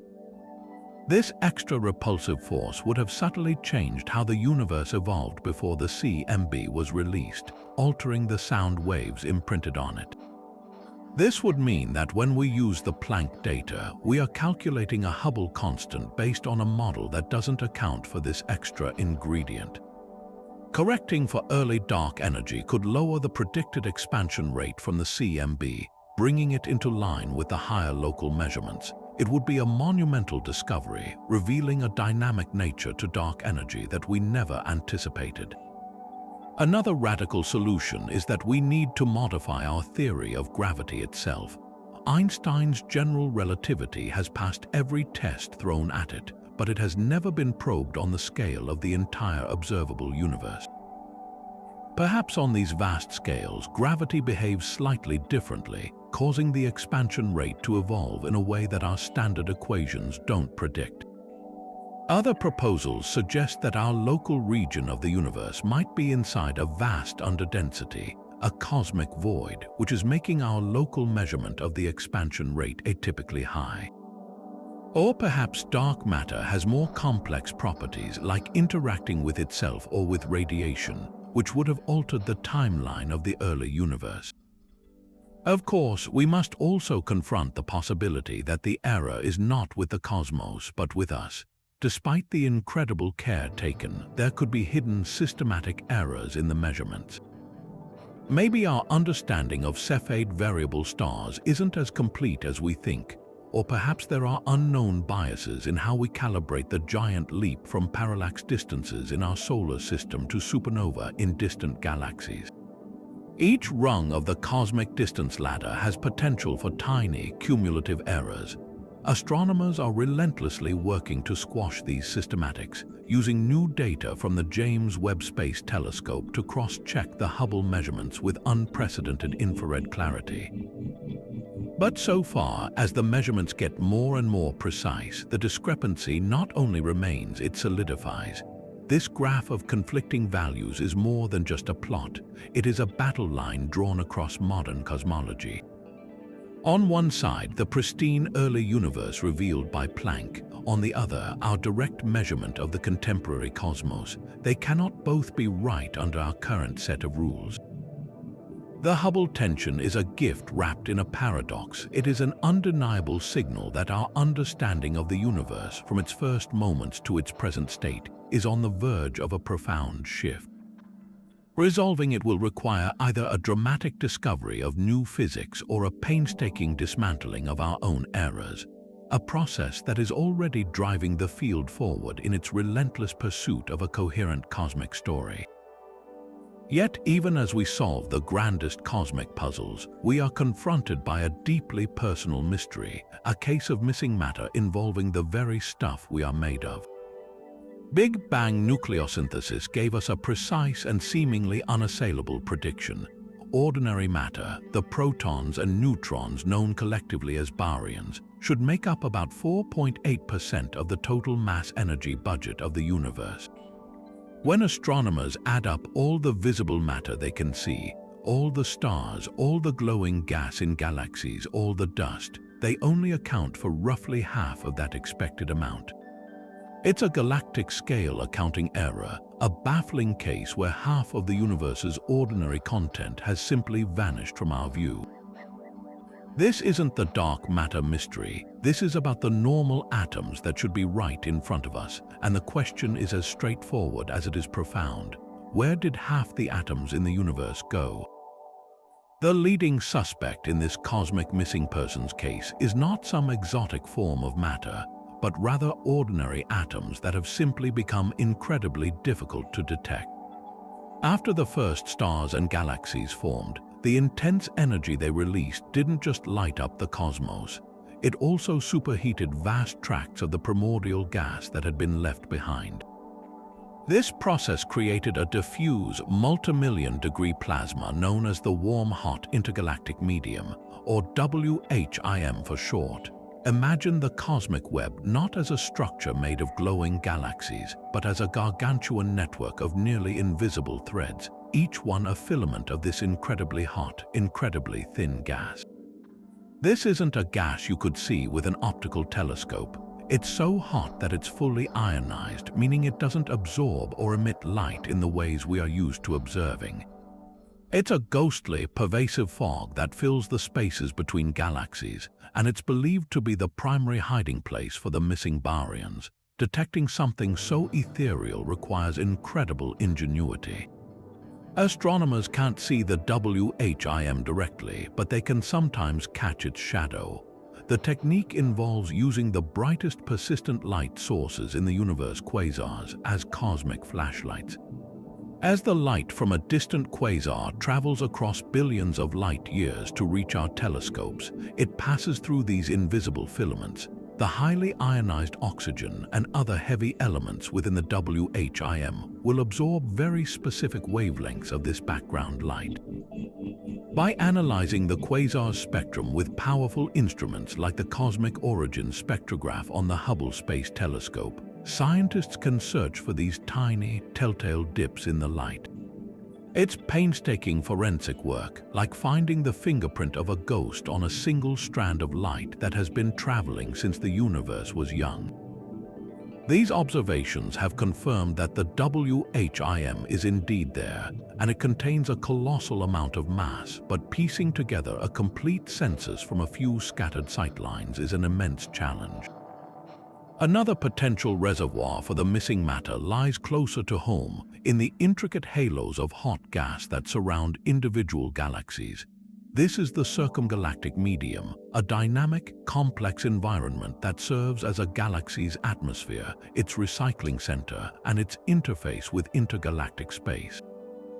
When massive stars explode as supernova, they blow huge winds of gas rich with heavy elements out of the galaxy's disk.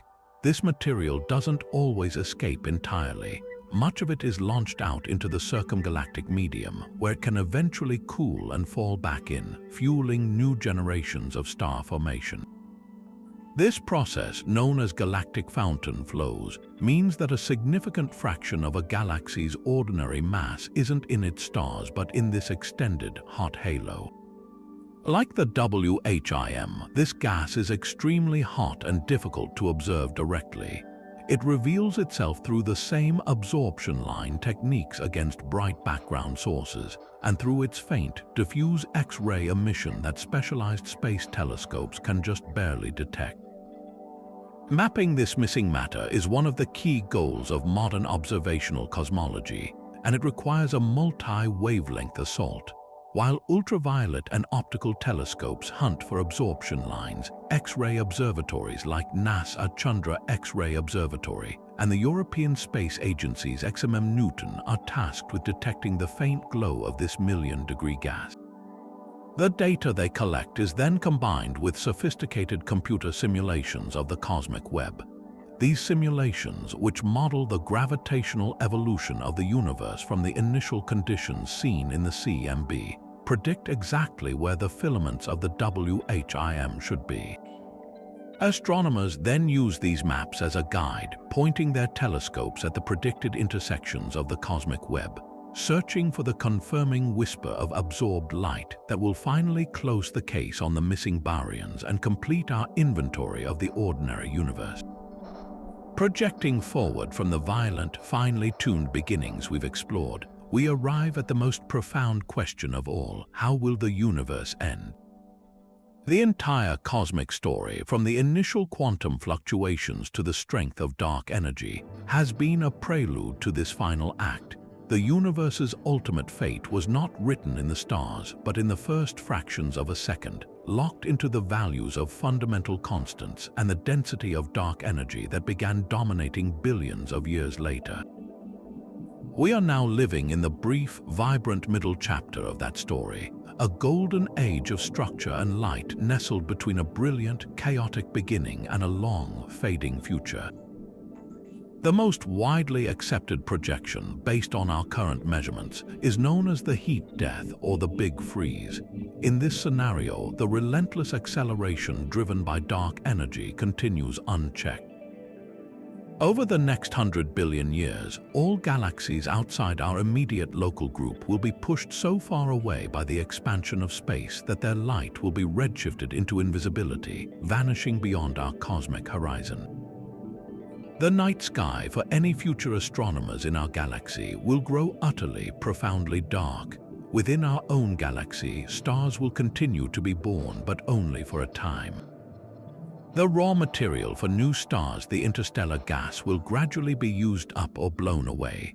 The last stars, small red dwarfs that burn their fuel with incredible frugality, will finally sputter out after trillions of years.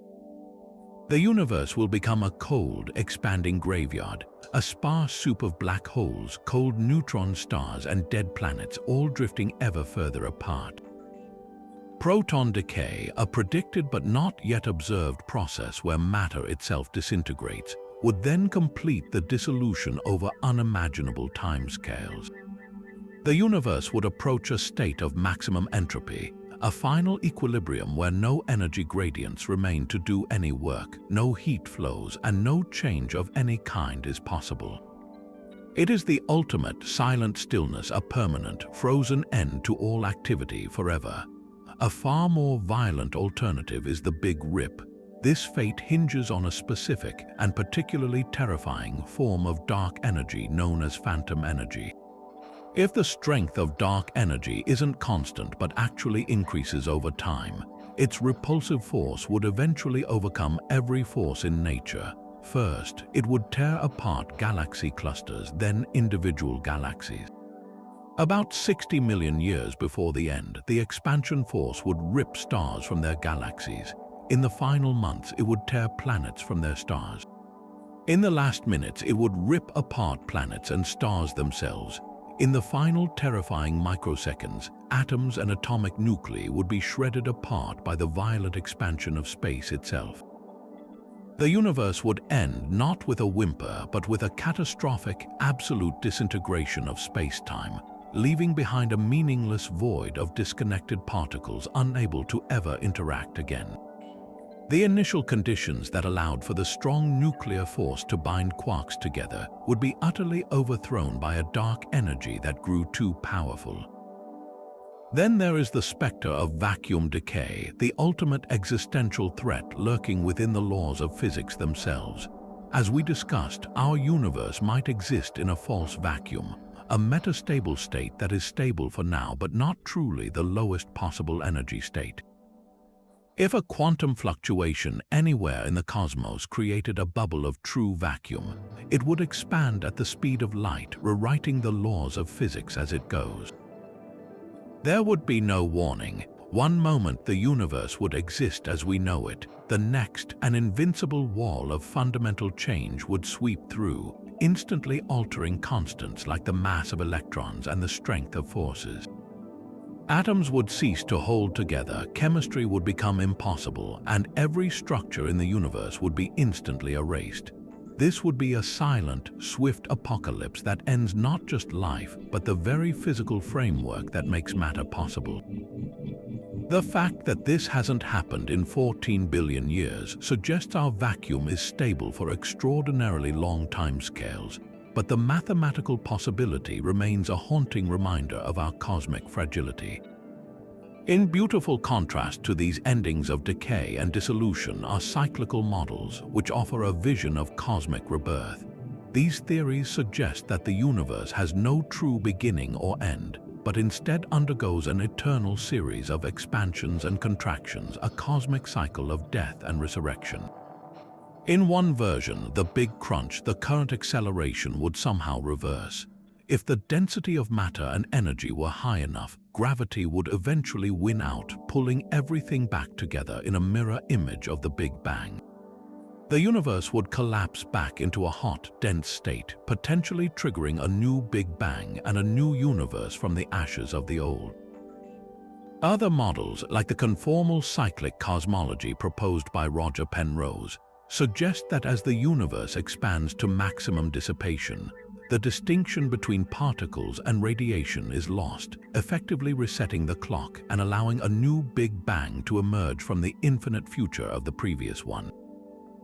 In these visions, the end is not an end at all, but a transformation, a bridge to a new beginning where the constants of nature might even be reshuffled, creating an entirely new universe with different physical laws.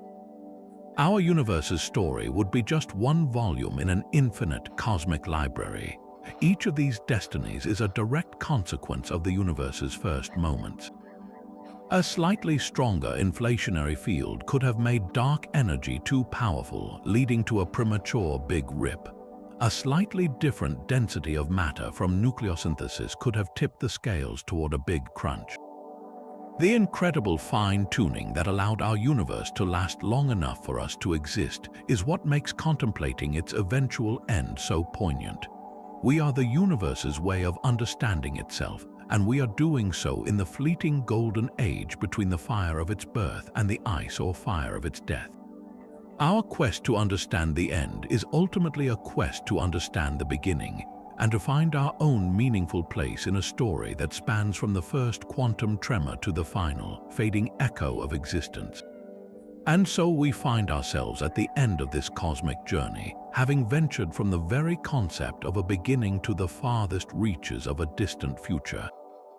These 30 mysteries are not just a collection of isolated puzzles, they form a single, intricate web, each question intimately connected to the next, revealing just how much we have yet to learn about the cosmos's first moments. The fine-tuning of the initial conditions is tied to the mystery of inflation. The matter-antimatter asymmetry is linked to the physics of the quark-gluon plasma. The nature of dark matter influences the formation of the very first galaxies, and the value of the cosmological constant dictates the universe's ultimate fate.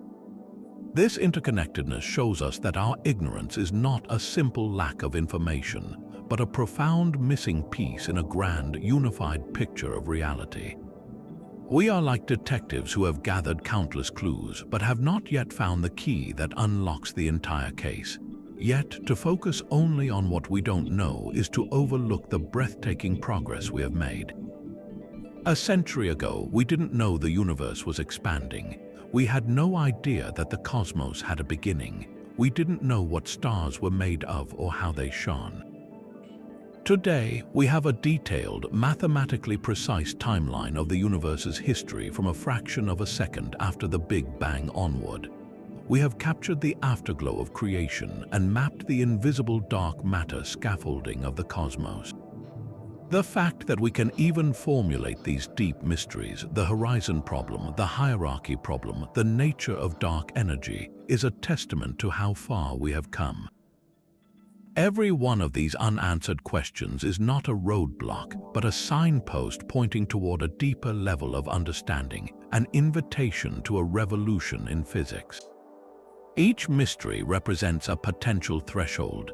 Discovering the nature of dark matter or dark energy could open the door to a whole new world of particles and forces. Detecting primordial gravitational waves would give us a direct window into the Planck epoch.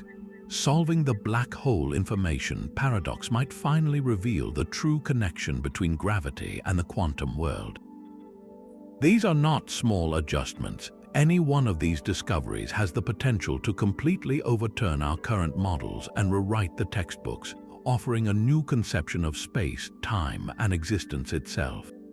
The greatest breakthroughs in science have always come from staring into the unknown and refusing to look away. This is why the story of the early universe is the most important story there is. It is our own origin story.